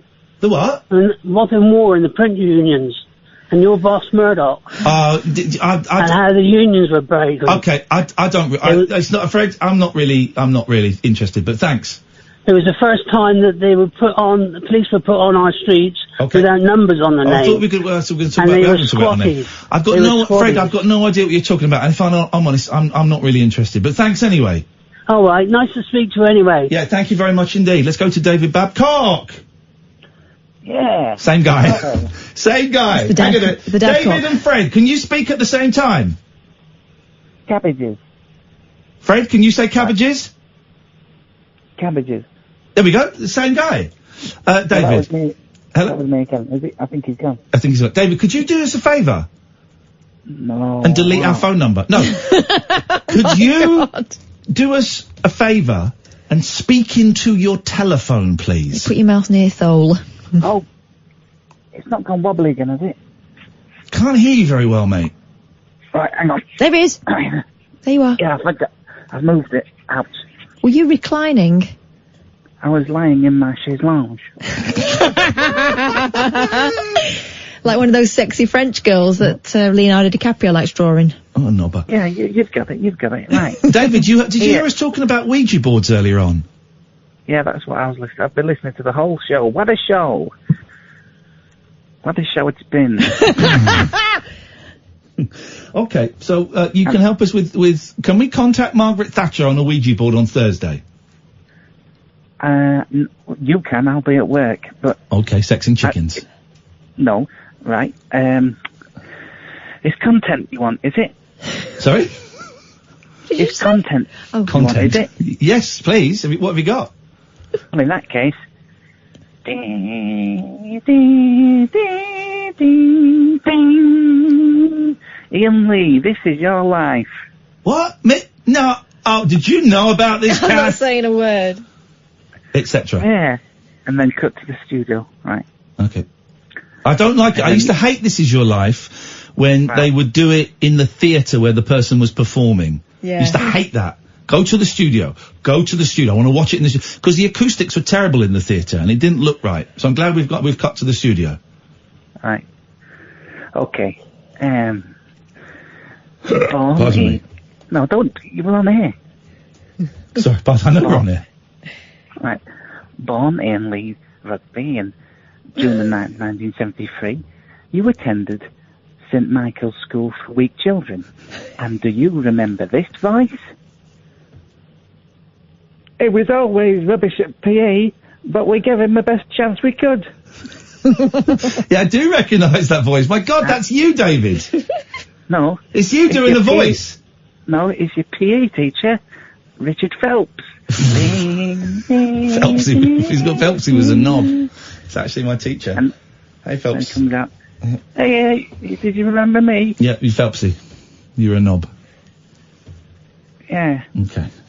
Can we let's get to the famous friends that have turned up. Oh, Christ.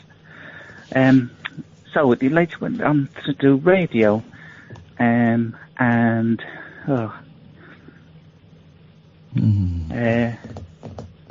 you were in the jungle with, do you remember this voice?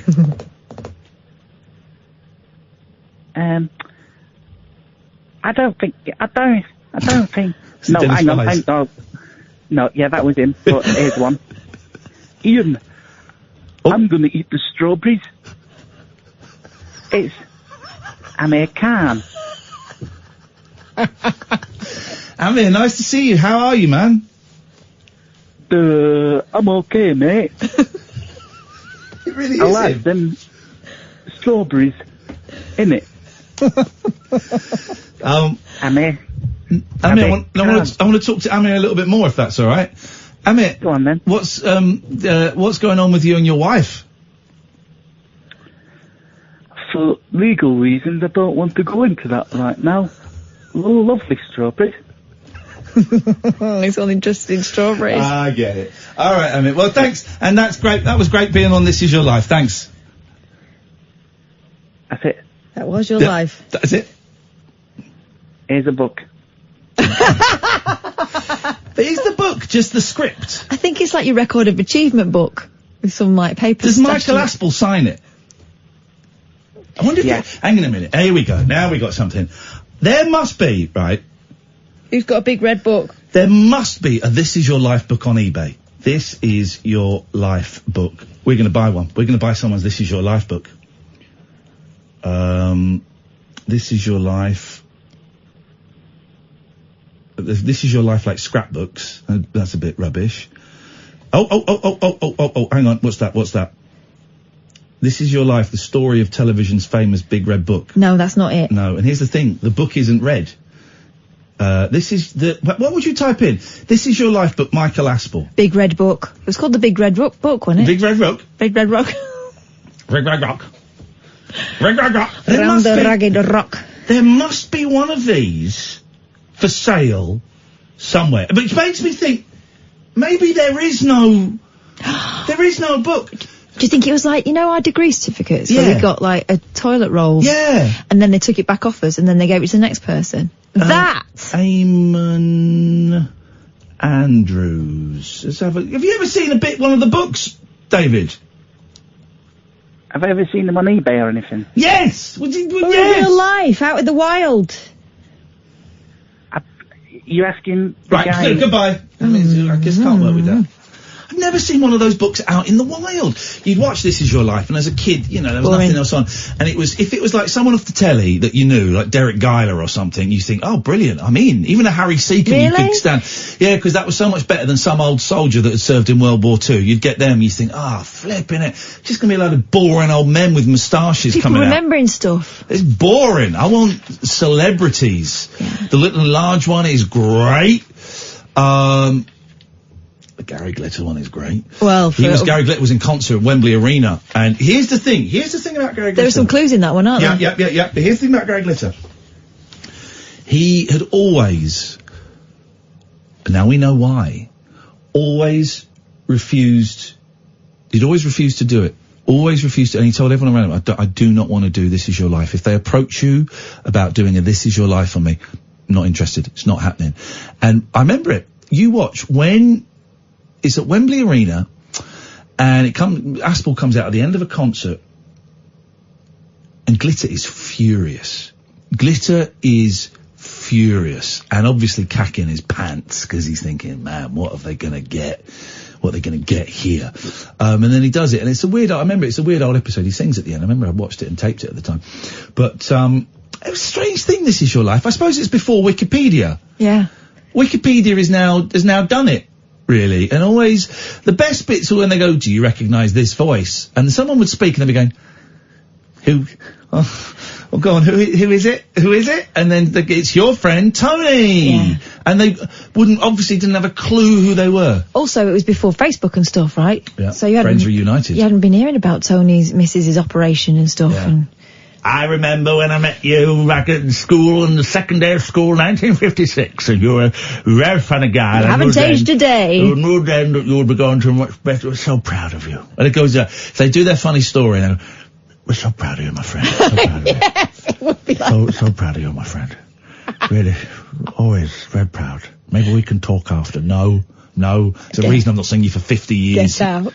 So proud of you. So proud of you. Have a marvellous evening. Have a marvellous evening, my friend. Lovely to see you too, Belinda. And then it was, as TV programmes go, This Is Your Life was it was one of the dullest. Imagine the people you made friends with in Freshers Week that then you spent the rest of your university life avoiding. They're all there. So proud of you. And there'd always be people, when you walked into the celebrity came in, there'd always be like 2 rows of chairs that were filled already with just who are they, like cousins or something? Yeah. Who even knows their cousins anymore? I don't know my cousin, I don't know, they're my family.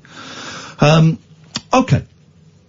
We've got another hour to go, dear listener. 0344 499 1000 is the telephone number. If you want to give us a call, you'd be very welcome to. So far we've talked about This Is Your Life. We have... Oh, that's it. We've talked about This Is Your Life. Seances. We might have a seance on Thursday night. We might try and get Margaret Thatcher to come and talk to us and give us her views on the election night. Very special election. Here's the choices you got. You can listen to this the train that's got 2 wheels missing and the others are very, very loose. You can listen to this, so it's Julia Hartley Brewer 10 till 1. Or you can go to twitch.tv/Iain Lee between 9:30 and 11:30 and watch Catherine and I give you the news even before it happens in some instances. It will be analytical, it will be incisive, it will be serious. And we're going to have a seance. Yeah. I won't be doing that on Julia's show. 0344 499 1000. This is Talk Radio. The Late Night Alternative with Iain Lee on Talk Radio. We have ways of making you talk.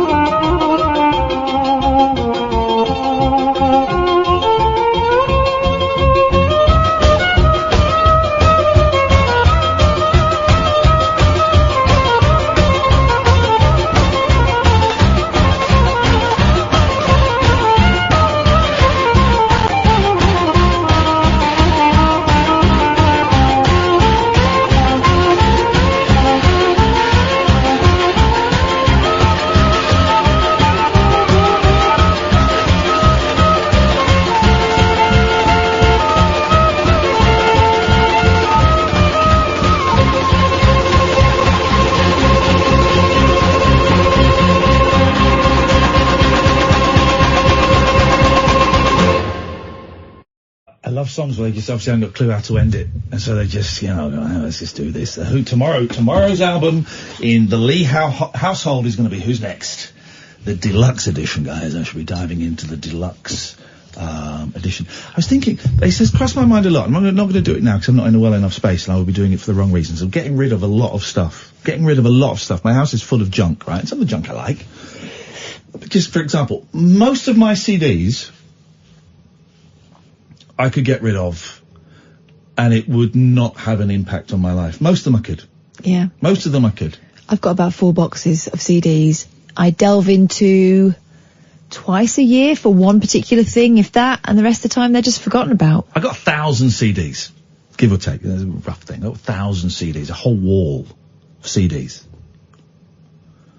And when do I play them? I don't play them. Of course, if I got rid of them, yeah. But I really want to listen to that Marvin Gaye live. I really want to. Could you have cleared out before? Cleared out before and then bought everything back, and that's the thing, and that is the circle of life. Forget birth and death. It's chucking out and buying again. Told you about Elton John. Big collector of everything. Elton John. Who's Elton John? Who is this? Who is this? Elton friend of John. yours? Kind of. Okay. I was listening to him in one of his stories. He made me a tape. Oh yeah. Well, actually, yeah. Why not? Yeah, exactly. Get in there. Apparently it's all the go. Yeah, exactly. It's the thing at the moment is, I watched the Chips movie when I was in Australia waiting to go in the jungle when I was in lockdown. I watched I just got into the mindset of wanting to watch a lot of crap American movies. So I watched, there's one with Kevin Hart in it where he's like a policeman for a day. It's called like A Day Out or something. Go on, Sam. Ride Along. Ride Along, baby. It's nearly a day out, yeah. I watched Ride Along. Ride Along. And I watched loads. I watched Baywatch. I think I might bailed on Baywatch. That was when it got. But I watched the Chips movie. And was Eric Estrada in it? I think he does pop up in it. I'd be surprised if he didn't. I mean, it's terrible. But the whole premise is that eating ass. It's the whole premise of the movie is that everyone's eating ass at the moment. Gosh. Everyone's eating ass. That's the thing. And I'm thinking, you guys think like you invented sex.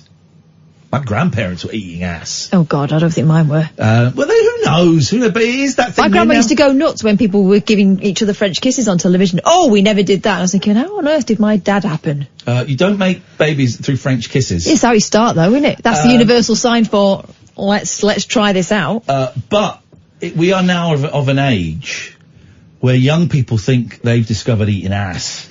You know, but they, you know, you never thought of well, I know you used to listen to your parents having sex. No, I used to listen. I overheard. You overheard it.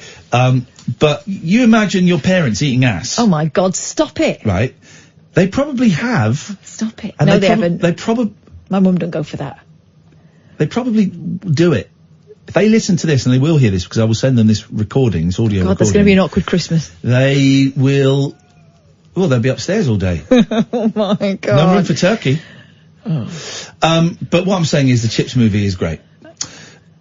Elton John. Elton John, there we go. A big collector, and he says that, you know, because he's not doing the other things he used to be addicted to, he is now addicted to shopping. He's got like 10 mansions across the world. Yeah, filled with stuff, right? Yeah. And then there came a time where he got rid of it all, virtually all of it. Gave it all, sold it all, didn't give it all away. Sold it all. But not so that he could clear out, so he could start again. He started building his collection again. Me? What I'm saying is, it's exactly what you've done, except you've done it with CDs, and he's done it with, like, fine china and Louis XIV stuff. So...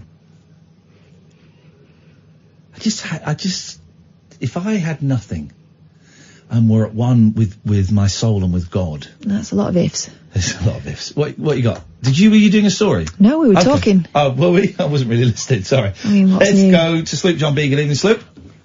Now, where'd you get that platinum chain with those diamonds in it? Hello, Mr. Lee. Hello, Catherine. Anyone got an idea what that was? Because that was not from my That was Ludacris.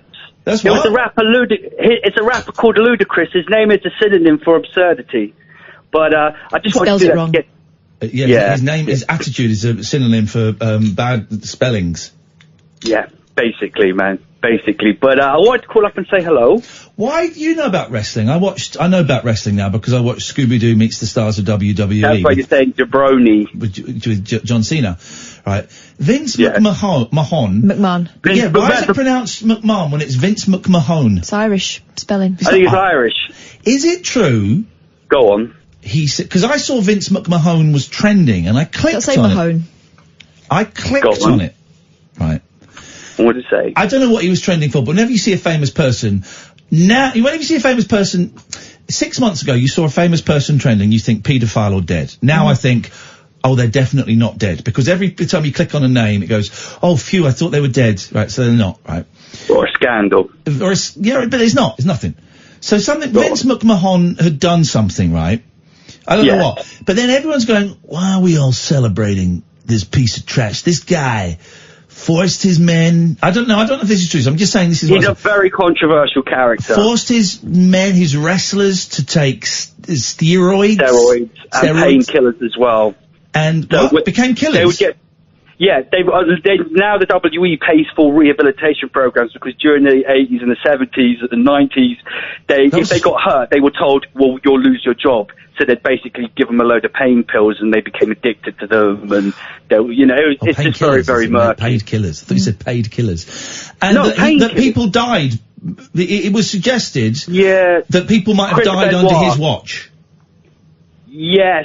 Sort of, and started to just their general sort of. There's a guy, I won't go into it because it's absolutely horrific, but a guy called Chris Benoit did something pretty despicable, and it's sort of maybe put down to the fact that he was on steroids and sort of pain pills, somas I think they're called, and stuff like. I won't say what it is. Don't Google it. Even it's horrific. But yeah, Vince is a very, very controversial figure, but I would like to be his friend. I wouldn't lie. Hello. Okay. All right. Oh, sorry, oh God, have I said something wrong? No, someone's just sent me something. I just want to check what it is. Someone sent me something. Why is this person, someone from Michael Luke sent me something from Pornhub? Oh, I've seen it. It's ordinary things happening on Pornhub, like... Oh, okay. An estate agent actually showing you a house. I panicked because that first picture looked very much like a children's party I threw. And I'm thinking, what is that? That's why I was getting in close, because it was a tiny little thing. Okay. So Vince McMahon is, we should not be trusting him. He's a controversial character, very, very controversial. He did a lot of good things and a lot of bad things, and yeah, I mean, like I said, very, very controversial, very wealthy as well. He's a billionaire, and he votes for Trump. So there you go. That should turn a lot of people off already. Okay. Well, he's the president of the United.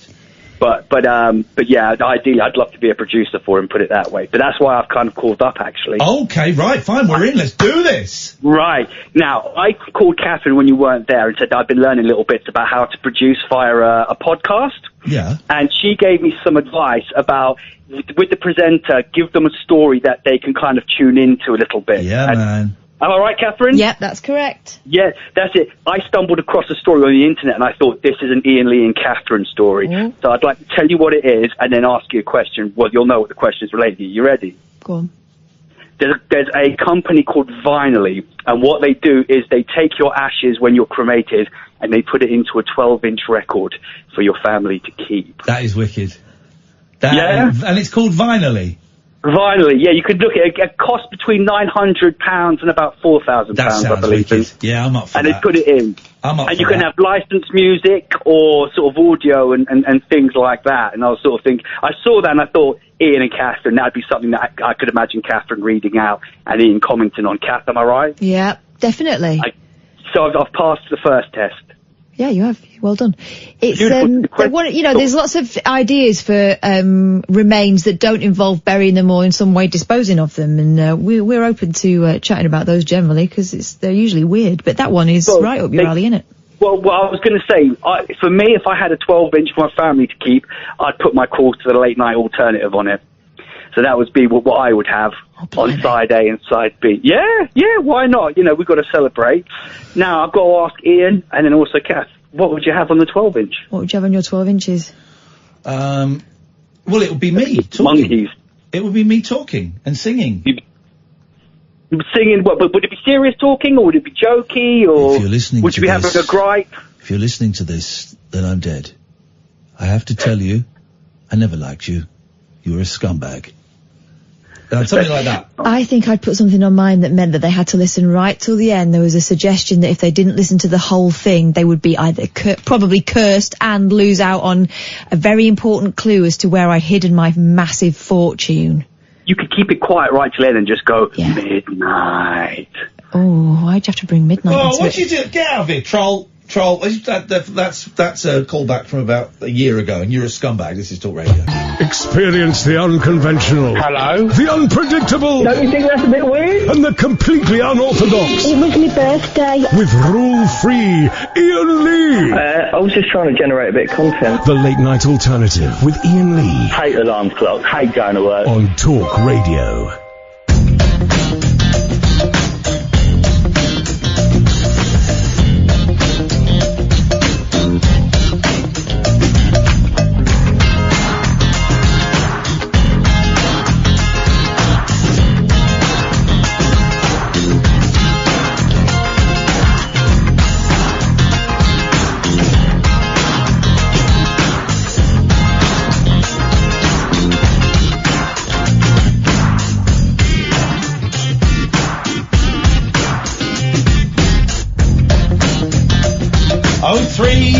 Four 499 is the telephone number if you want to give us a call. What a show! What a car crash of a show tonight!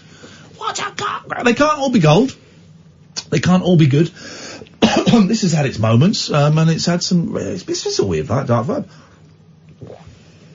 But I'm also painfully aware that you guys don't want to hear about us whinging or hear me whinging about this gilded. What do they call the thing? A sedan chair. It's a sedan chair, isn't it? Where you sit on it and they lift you up and that doesn't look very nice to me. No. I've ridden a camel and it looks similar to the danger factor of a camel. The height and the chance of falling is very high. I like the ones that have got like a little carriage box that you sit in. I like those. Yeah. But then they don't go on the shoulder. Then people just hold them and then they run like that, don't they? Yeah, knees to chest. But I don't like. So that I could do. It's the ones that go on the shoulder and you're like Cleopatra. 6 foot up, 7 foot up. Once you factor in the chair, if someone has a rustle, or sneezes, or just trips. You imagine someone tripped. No. Obviously, they have their heads chopped off, but the person on top of that chair would be a goner. You come a cropper, yes. I would not want that at all. It does not look luxurious at all. Well, how do you feel about a chariot? I don't feel that. I wouldn't want to do. I wouldn't want to do a race. So chariot racing doesn't appeal to me. I would like. Okay, here we go. My ideal form of transport would be a husky sled. Oh, husky right. sledge. I would like to be pulled off by huskies. And those buggers can run for miles. And you whip them. Oh. You whip them. I don't think you actually whip the. I think you might crack the whip in the air. Whip them. I would whip You'd them. whip I'd get, them, and the right. whip would just. I'd be so good. It would just get their beanhole. Oof. Or their testicles. Just. And it I've wouldn't seen be you with a pot towel. You're a dangerous It man. wouldn't be the full whip. It would just be literally the tip. I'd be the master of it. Right. It would be so good. It would just go. It would actually enter their beanhole, just like half an inch, and then. Half an inch? Yeah, that's how good I am. Sweet Lord. That is how good I am at the whip. I would be anyway. I would practice. Speaking of beanholes, my cat's wearing a baby grow. Oh yeah, go on. She's she's had her fanny giblets out. sewed up. What? No. Giblets, you can eat them. Oh, I didn't get them. They didn't offer them to me. Her ovaries. I don't think there's much you can do with them. But she came home in a baby grow rather than the cone of shame. This is my theory, that the NHS is actually the thing. I know this you're talking about vets, but the NHS is actually the idea that it's there to help you medically is a front, and that it's actually black magic and cannibals. I didn't see that coming. Yeah, black magic and cannibals. Because if you have we discussed this before. If you have a bit of your body removed, yeah. Do they offer it back? You're not allowed to have it back. Now, even if you ask for it. If I chop my neighbour's bush, yeah, and it goes into my garden, yeah, I have to give it back. Yeah, doesn't belong to me. No, yeah. But what about my finger? I had a tooth taken out, and they were reluctant to give me a tooth, and then they realised they couldn't eat it, and you can't do much black magic with it, so they gave it back to me. Yeah. But things like kidneys, intestines, legs. I think with the leg you would hollow out and you would hump. What? So it is black magic, cannibals, and sexual deviants that run the NHS. And it seems like when you look this at is that, why they're so right. This obvious. is why no one's allowed to criticise them. No, exactly.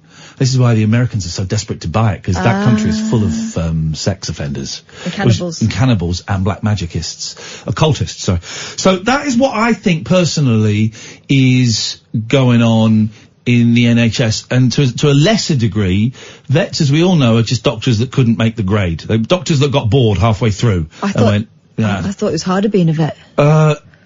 No, how is it harder? Because your patient can't tell you what's the matter. Exactly. So there's less. They can't Google it. No, so there's less to be wrong. Oh yeah.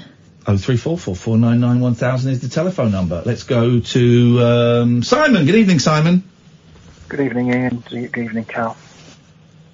How are we? Well, any vibe we may have just manufactured in that last 30 seconds seems to have disappeared out the window. Just a quick one. I'm concerned about something, Ian. Huh? I'm concerned about New Year's Eve. Okay. Have I got to find some people to go out with, or are we on? Don't know yet. They've not matched my demands. Have they big demand? Just decent money for me and Kath, that's all. Right, okay, let's hopefully they'll do it. Yeah. Okay. Adamant, can we have a game? No, I don't fancy it. I don't fancy it tonight. 03444991000 is the telephone number if you want to give us a call. We'll have this conversation off air, but you need to no. It's up to you. Yeah. It's up to you. Hey, I've got a story about cannibals. What? Let's just take this call quickly, and then we'll do the story about cannibals. Good evening, Pablo. Oh, how are you? Well, if you've been listening, you'll know. What have you got? Well, cannibalism was what I was going to talk about, but... Then do it. Oh, yeah, I've got a... Whatever you've got on in the background, maybe, I don't know, call me old-fashioned, but maybe you can have the common courtesy to turn it off. No, there's nothing on in the background. I'm on a train. Okay, well, in that case, we'll let that go. Don't turn that off. No, don't turn the train off. They get very annoyed if you try and turn the train off. No, I've got it's basically a textbook. It's a history of cannibalism. A sex book about the history of cannibalism? Weirdo. Well, it depends how you read it. That's not me, that's the train. But yeah, it breaks cannibalism into 4 categories. Yeah. Whereas one is need, as in like a starvation situation. The other is ritual, in the case of like Maoin and Aztec people. One is craven, which is like Jeffrey Dahmer's and people like that. And there's another one, but I forget it. There's another one. Fair play. Pablo's about as bothered as we are tonight. So. No, but it's like Alive, the whole kind of was it Paraguayan rugby team. It was Paraguayan. They were from somewhere else. But yeah, they ended up doing cannibalism because they had to, and some people abstained because they had a religious issue with it, even though technically they were Catholic, so this whole kind of body of Christ, etc. But apparently that's the way that they managed to convince everybody else to do it, is that if you were to eat the body of Christ in communion, then what's the difference of eating the flesh of somebody who died to live? Here's the problem with eating humans, and this is going to get unpleasant, guys. If you're not up for it, switch off now, right? Old sheep, mutton. Yes. Chewy, not very tasty. Got to cook it for a long time, you don't get a lot out of it, right? The best sheep, Catherine? Lamb. Old humans? Oh, God. Chewy, takes a long time to cook it. The most tenderest, I'm not saying we should, but the most tenderest human meat is, let's just say, human lambs, because I don't want to even put, I don't want to put the image in someone's head. Oh my God. But human lambs would be very juicy, succulent and tender. That's all I'm saying. Are you that Swedish plant who turned up in that American town hall meeting? No. What is that? It was that thing. It was somebody turned up and said, the way to do proper Extinction Rebellion is to eat babies. We need to eat babies, and it turned out it was a plant from a right wing organisation in America. Family. Okay, all right, Pablo. Thank you very much indeed. No, that wasn't me. Wasn't me, guys. I can safely say. Okay, let's find out. We're going to play a trailer for one of our colleagues, and whoever it is going to be the next person to be chucked off of the building by Rupert Murdoch. Let's find out. Sunday evenings with Giles Corran. A star-crossed soapbox for sailor boys, stable girls, I'm on the edge. and stripper grands. It depends who you're with and it depends on the situation. Late night speech radio with a difference. Thank you. The Late Night Alternative with Iain Lee on Talk Radio. Last in, first out. Seemed very simple to me. 03444991000 is the telephone number if you want to give us a call. Guys, stay with us. 28 minutes and this will be over. This car crash that's happening in slow motion will be over. We can make it. We can make it if you really want, but you must try. Catherine's going to have a story for us that's going to enlighten. Oh, cannibals! Yeah. Oh, we're in. Let's do it. Fascinating photograph. I play you some creepy music, but unfortunately the cable doesn't work, so... Imagine it. Yeah. Fascinating photographs of a reclusive mountain tribe who cook their dead ancestors' insides every day to help preserve them have been revealed. Well, hang on a minute. So they're not eating them? They're cooking them. Yeah, well, cannibals is eating. Them's is Oliver's, Jamie Oliver's. Let's find out more. Well, no, you've just said it. They cook them to preserve them. Let's find out more. Well, and how many of their dead ancestors have they got that they do it every single day? Well, I've got a whiff of bullshine. Let me get past sentence 1 and we might find out a little bit more, don't you think? Yeah. The Danny people of Ballyem Valley. The Danny people. Is that rhyming slang? No. Who are Jack and Danny? That is rhyming slang. Yeah, well, I know it means Fanny, but who are Jack and Danny? Danny Dyer's boyfriend was Jack, wasn't he? But rhyming slang, it's a serious question.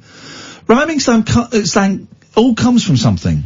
So Jack and Danny were real people. Well. You know what sweet F.A. means, don't you? Go on. It was a murdered child. Yeah, sweet Fanny Adams. People think it means sweet F all. And it's Sweet Fanny Adams. And the soldiers used to call the nondescript meat that they would have Sweet in their rations. Because the guy chopped up this kid. This is like 1908 or something, 1908 or some 1910 or 1908, something like that. This murderer chopped up this kid, Fanny Adams, and chopped her into pieces. Yeah. And so then, the soldiers in World War I think, maybe II, the crappy meat that they got, they would call it Sweet Fanny Adams. Yeah. But then it kind of turned into Sweet F all. Yeah. As in the F word, F-U-C, the F word, swear word, but it's Sweet Fanny Adams.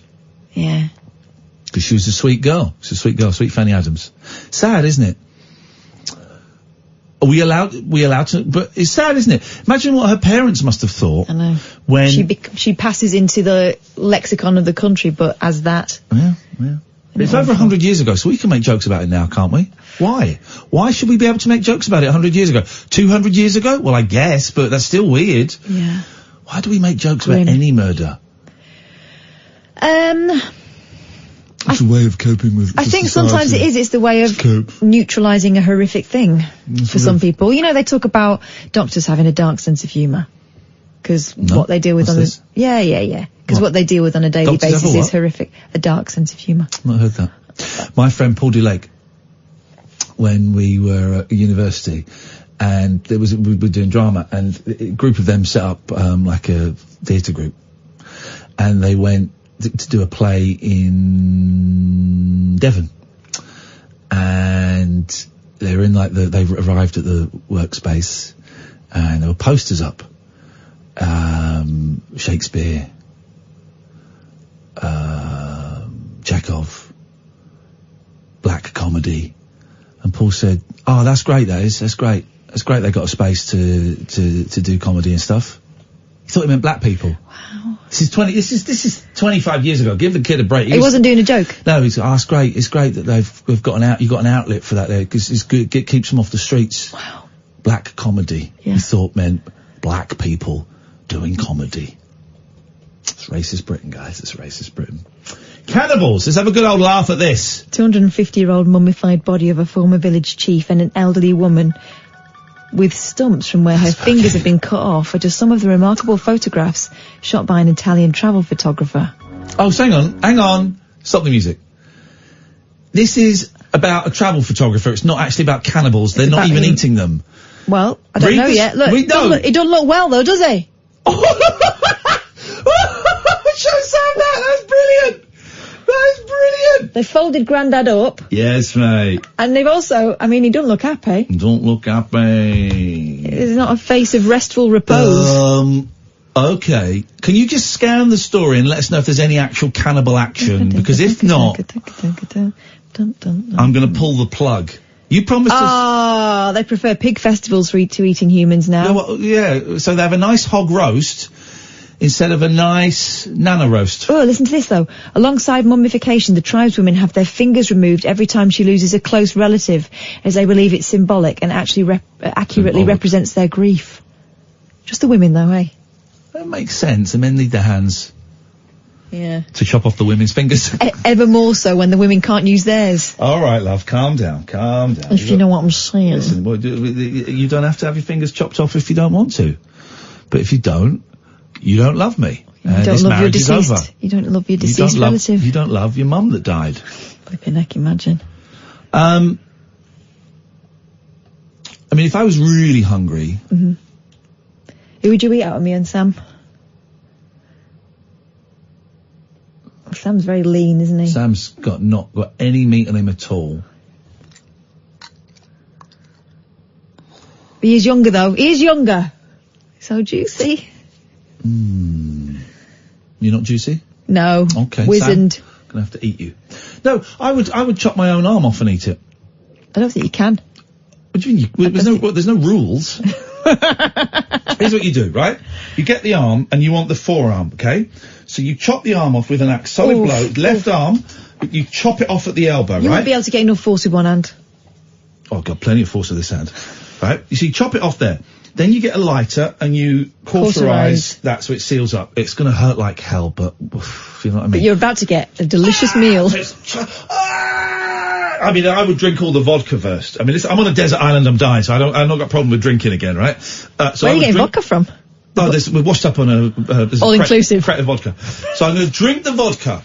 Right, so I'm really drunk. Oh, let's go. I'm going to chop my arm off. Pour vodka over the arm. Oh. Drink more vodka. Cauterize the arm. The vodka is to clean it. Drink more vodka. Then I would cook the arm and I would eat it. What's the point, though? Sorry? What's the point? Well, I'm hungry. Well, then when are you going to eat next day? Well, the arm would last 3 or 4 days, 5 days. Okay, so on the 5th day, Ian ate his... Okay, well then if it continues, then I go the calf.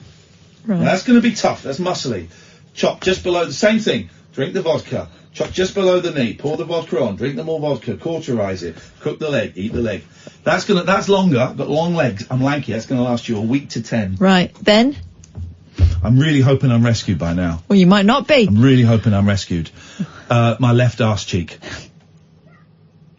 Why the left one? Because it's easier to get with it. Because I'm doing everything I can with the right arm. And also, I tend to sit on my right, I tend to sit like this and lean on my right arm, I think. So, drink the vodka. Yeah, this is a tough one. I mean, you got to just, it's like the bacon thing. The bacon slicer. At the deli counter. Yeah. You've got to slice off the arse, slice off the arse, slice off the arse, slice off the arse, slice off the arse, as much as you can take. And then, pour the vodka on, you've got to cauterize That's a lot of vodka. There's a crate of it.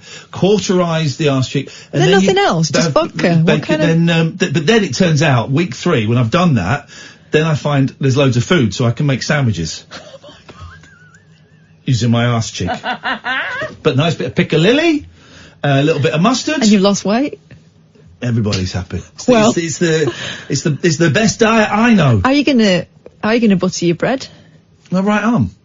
What? How are you going to hold it down? Okay, I was going to Like say. You've really thought of everything. Okay. And it was quite gutting to find out there was all of that stuff, a load of food had washed up just around the corner. I wouldn't have got drunk, I would have gone and had a proper search before I started getting leathered. Okay. And chopping bits of my body off. Yeah. Yep. What would you chop off first, your boobs? No. They're important. For? Balance. Okay. Are they? Is that what they do for a woman? Yeah. Boobs balance. I know if I can get through a door, like a cat's whiskers. Okay. Is that true? Yeah. Okay. I would chop your head off, and then I'd put 2 straws in, like they do in Trader Joe's. What's the place called with the cocktails? Trader Vic's. And I would slurp out of it like it's a big old melon or a coconut, and I would drink the juices out. Well, that's nice. Thanks. Mix it with vodka. Sam, you in? Bit of calf cocktail. God. That works for me. Someone call up, because because he's already chopped my head off. Yeah. And his left Billy foot says cheek. that's like the short Stephen King story, Ladyfingers, where the fella is shipwrecked with a case of heroin. Oh, now, there's heroin involved, is there? Suddenly I'm in. 0344 499 1000, this is Talk Radio. After hours amusement for anarchists, air hostesses and jet-lagged Antipodeans. G'day, coppers. Can I crash on your floor? The Late Night Alternative with Iain Lee on Talk Radio. Evening. 0344 499 1000. Good evening, Danny. Ah, you crazy guy. Hey, man. How's it going, Danny? It's Joe Pesky. I found a flaw in your plan for your cutting off your limbs and eating them on your desert island. Go on. Right, like you're a manly man, you like me, you like your meat. Yes, sir. So let me get this right. You're going to cut your leg off. Arm first. Are you going to cut your arm off, and then you're going to sear your stump. Yeah. Now, if like me, you get the slightest whiff of cooking meat, what you're going to do, because you're going to be salivating when you're cauterizing your arm, and you're going to end up eating your raw arm because you're so hungry, or you're not going to cook it properly, and then you're going to get worms and die. Okay, well, now that you've warned me of that, I will make sure that doesn't happen. Thank you. Yes, if I had not been, I will heed your warning, is what I'm saying to you. If I had not been warned, I would have done that, but I'm heeding it, Danny, I'm heeding. You thought maybe you could just bring a packed lunch with you? Well, maybe. I think the thing we can all learn, if there is any way you can hide food inside your body, that if you could secrete it up an orifice, up your orifice. Pepperami then. Your pepperami, French stick, Cheese. We could hide some cheese. Or if you get spreadable cheese on the baguette, then it will fit in easier. Yeah, but you could store extra cheese elsewhere. Men have a natural, there's lots of places. So what I will be doing when I go home is I'm going to be loading my body up with long, thin food. Just in case. Yeah, hot dogs. You could have shoes made of ham. Yeah, you could have shoes made of ham and socks made of lettuce. Or you could ask Richard Herring and have an armpit that dispenses salad cream. I don't know what that means, Danny, but I will ask Richard Herring about that, and I'm going to give him your phone number, and he's going to come and he's going to kill you. We lost that. Where did that caller go? Can we get Michael back? I was just about to go to Michael, and he disappeared, which is a real, it's a real shame. Remember the gold toilet man? Yeah, because Because I didn't believe that it was really nicked, and then apparently it was. And then you have to apologise. What happened with that? Anyway, he's done another one. It's an ongoing case, Catherine. Okay. We can't talk about it. Exactly. So what happened with that? We will find out we can't talk about it. due process. Yeah. Due process, indeed, is the system of the law. It's sold for I'm a big fan of, actually. So $120,000. Yep. His latest work. Yep. Oh, is it the banana stuck again? Is that him? The banana that's duct taped to the wall? Yes. So, and it's sold? Yes. To a performance artist, David DeTuna, who posted videos online showing himself peeling the fruit from the wall and consuming it in front of scores of onlookers at the Art Basel Miami Beach exhibition on Saturday. That's just stupid. I saw a picture of that. That's just stupid. Entitled Hungry Artist, he described eating the banana as an art performance and said the comedian installation by Italian artist Maurizio Catalan was very delicious. So Maurizio Catalan is the Well, that's a lie. Bananas are not delicious. The man from the gold toilet. Yeah. I love his artwork and I really love this installation. It's very delicious, he wrote on Instagram alongside 3 videos of his quote-unquote performance, as if they're doubting it. Already fairly ripe when it went up for sale, the original banana was never going to last long. But fortunately for the buyer, the work was apparently sold with a certificate of authenticity, with owners allowed to replace the focal fruit as and when needed. Mm-hmm. Gosh. However, police were reportedly later sent out to guard the artwork once the banana was replaced. It was one of 3 editions of the work, with 2 selling for around $120,000 earlier this week, and the price of the third reportedly being raised to $150,000. Gallery owner Emmanuel Peritin, who has worked with Catalan for more than 25 years, dismissed the idea that the artwork is a joke following its sale, telling ArtNet that every aspect was very carefully considered, from the shape of the fruit to the angle it's been fixed with duct tape to the wall and to its placement. And the original banana being eaten in no way diminishes the integrity, the Miami Herald quoted Lucien Terrace, director of the museum relations for Gallery Peritin, as saying. He did not destroy the artwork. The banana is the idea, Terrace said. Yeah, I get that. I understand that, but that's a crap one. That's a crap one. It's that conceptual art. Do you remember we went to which art gallery was it where we were looking at a blue shower? Oh, that was the one over the river, wasn't it? Yeah. Also, Yoko Ono did that with an apple, didn't she? Years ago. She did something with an apple. Yeah, or a grapefruit. The book, grapefruit is the book. She did something with an apple. Okay, well, you go and paint a picture. I like my conceptual art. I like my performance art. I like all of that, but I like the brass neck of it. I don't know who buys it.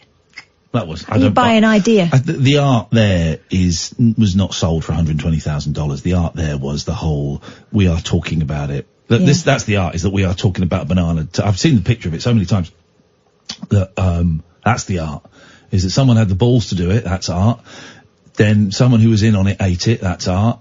We're talking about it. Yeah. That's art. That's it. Yeah, art as in a skill. Yeah. What? Well, art. The old-fashioned use of the word art would be, a skill or artfulness, that kind of thing. So the skill is in getting you to feel something about it. The shop? But is it art? No. It might have been a southern thing. They were sort of similar to Athena. All right. But is it art? But was it though?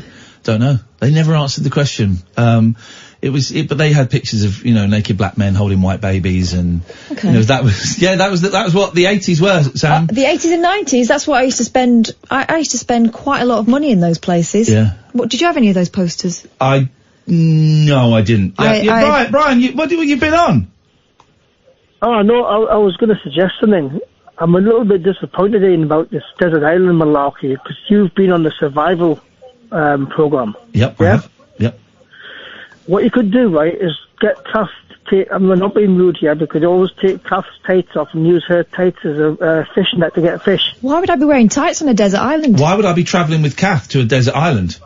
And I don't like, neither of us like fish, so... I do. I just thought it would be a bit cruel to cut Kath's head off. You could use Kath as a blanket if you're cold, if you're on an island cold at night time. I would skin Catherine, and of course the best place to skin someone is their pinky. You kind of make a hole in their pinky and then you peel the skin off. If you do it well, you can do it in one go, and then I've got your skin, and of course skin, once stretched out and dried, the average human, you're slightly smaller, so an average human skin will cover 1 square mile, so yours probably covers about half a square mile, and you can use that to build, this is absolutely all true, Yeah. Brian will back me up on this, you can use it to build a shelter, please be quiet Brian, back me up in a minute when I tell you, you can use it to build a shelter, to build clothes, to build blankets, to build toys, to build balloons. I'm correct, aren't I, Brian? Absolutely, but you just brought something back to my attention which I forgot about. This is a true story which is quite scary. I'm going to mention this to you in a minute before I go. Do it now. Well, what are you going to say? Have you got anything to say before that? No, this when you mentioned about skin there, I've just remembered, this is true, when the Vikings invaded this country back in the day, they used to get religious men like priests and they used to skin them, take all the skin off them. That's a true story, I heard that. The Vikings used to skin people, and roll the skin up into like rolls. And what would they do with it? I don't know, they just used to skin human beings, like people who are religious men. They turn it into like old-fashioned fleshlights. Oh my God. But that's true, if you look it up on Wikipedia about the Vikings skinning people, they did do that. And does that make you horny telling us? Well, scary. I just thought I'd bring it to your attention. Thank you very much indeed. Bring it to my attention. It's a bit late. We can't stop them now, can we? Bringing it to our attention, Brian. The old Vikings. They were actually a lot more civilised than they were painted. I've watched horrible histories. We made it. We made it just. How are you feeling, Catherine? Because you were witness to a very big argument and you kept very quiet. I've not asked you how you feel. How do you feel, my friend? I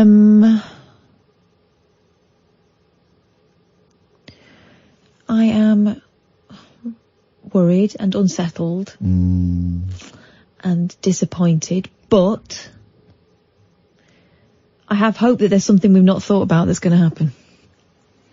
That's why we need you, dear listener. If every one of you sent us just £10,000 each, we'd have £30,000. Look, we've had tough times before and something's always popped up. Let's hope that something pops up this time. By the way, I've got to say, a couple of people who tweet Talk Radio, I see those tweets on the computer here, but I can then block you for 24 hours from appearing on the studio feed. So thank you. Thanks for making yourselves known, so I can block you.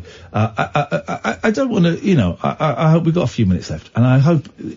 I don't want the dying embers of this to be us wanging on about how miserable it is and how tough our life is and how, listen, we've been doing this show for nearly 4 years.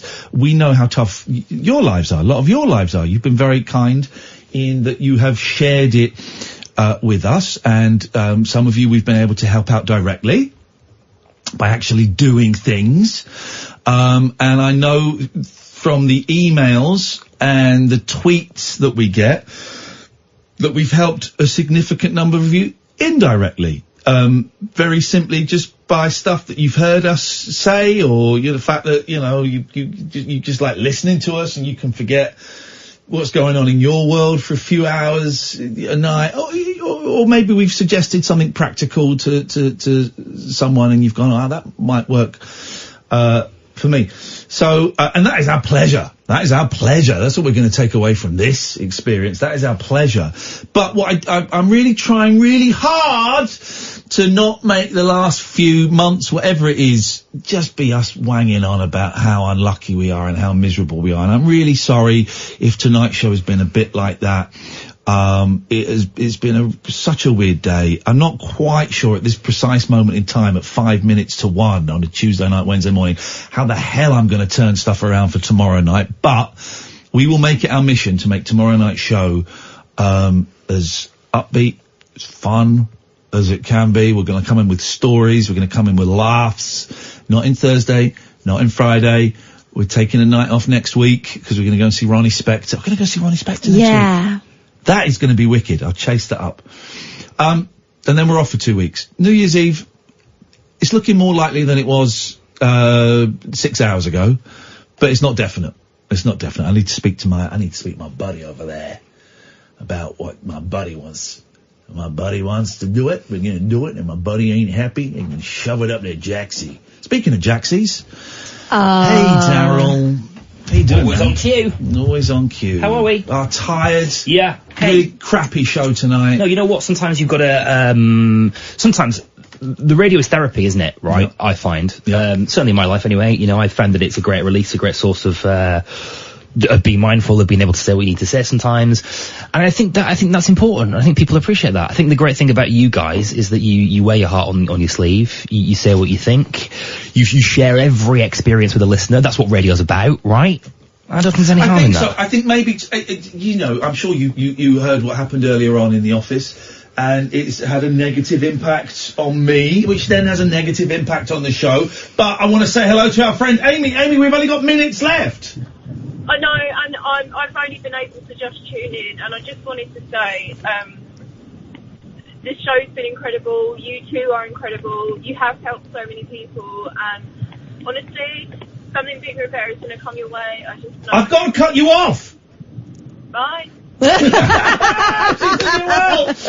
Amy. I got to cut you off because we never give Daryl enough time, and I want to hear what's on you. I like that shirt, by the way. Thank you. I'm doing the TV in the morning, so I thought I'd look smart. What, where'd you get that from? I put a shirt on. I think this is Top Man, actually. Oh, Top Man don't fit me, too short on the arms. You're a slim man and you've got normal sized arms. I've got monkey arms. But increasingly, I feel like my arms are growing as I get longer. Is that a thing? Does that happen, do you think? I think your earlobes carry on growing. Your they ears do, don't they? Old men's ears are the most fascinating they are, aren't they? thing in medical science. What is on your 5805? What is on your show tonight, please? Lots of stuff coming up this morning. We are eve of poll now, as it stands, by the way. Ooh, well, that's something that you guys are really excited about. We're gonna ask whether or not voting should be compulsory. We're gonna talk about that in a little bit, which is quite interesting. Also, apparently there is a shortage of Santas in the world. I don't want to panic you guys, but it turns out that Santa's helpers, who we rely on to fill the middle bits of shopping malls, are at a loss. So we've not got enough of them, apparently. So we're going to try and find out more about that. We're also going to be in Sydney to talk about air pollution, some showbiz bits as well. We were hoping to speak to also the guy from the Dull Men's Club. Do you know what the Dull Men's Club is? Have you heard of the Dull Men's Club? No, I don't think I have heard of that. I can nominate some members. Yeah. I've heard of the boring lectures, the boring... Yeah, that's like a festival of boring, isn't it? Yeah. So it's a kind of a similar thing where where it's a group of really boring men who get together. One of them, for example, he likes to fill in, and he has done since 1984, every time that he's mowed the lawn. Since 1984. He's got a book. He's got an actual book where he monitors all of these things. And a guy that takes pictures of of grids, somebody who tracks phone boxes and that kind of thing. Somebody who's got a collection of bricks, but is selling them off. So if you're in the market for a massive unnecessary collection of bricks. Coming up next, this is Talk Radio. Across the UK, online and on DAB. Take a far-out trip into the twilight zone of late-night radio with Iain Unmissable late-night radio with the original king of unconventional conversation. Make contact with Iain The Late Night Alternative with Iain Lee on Talk Radio.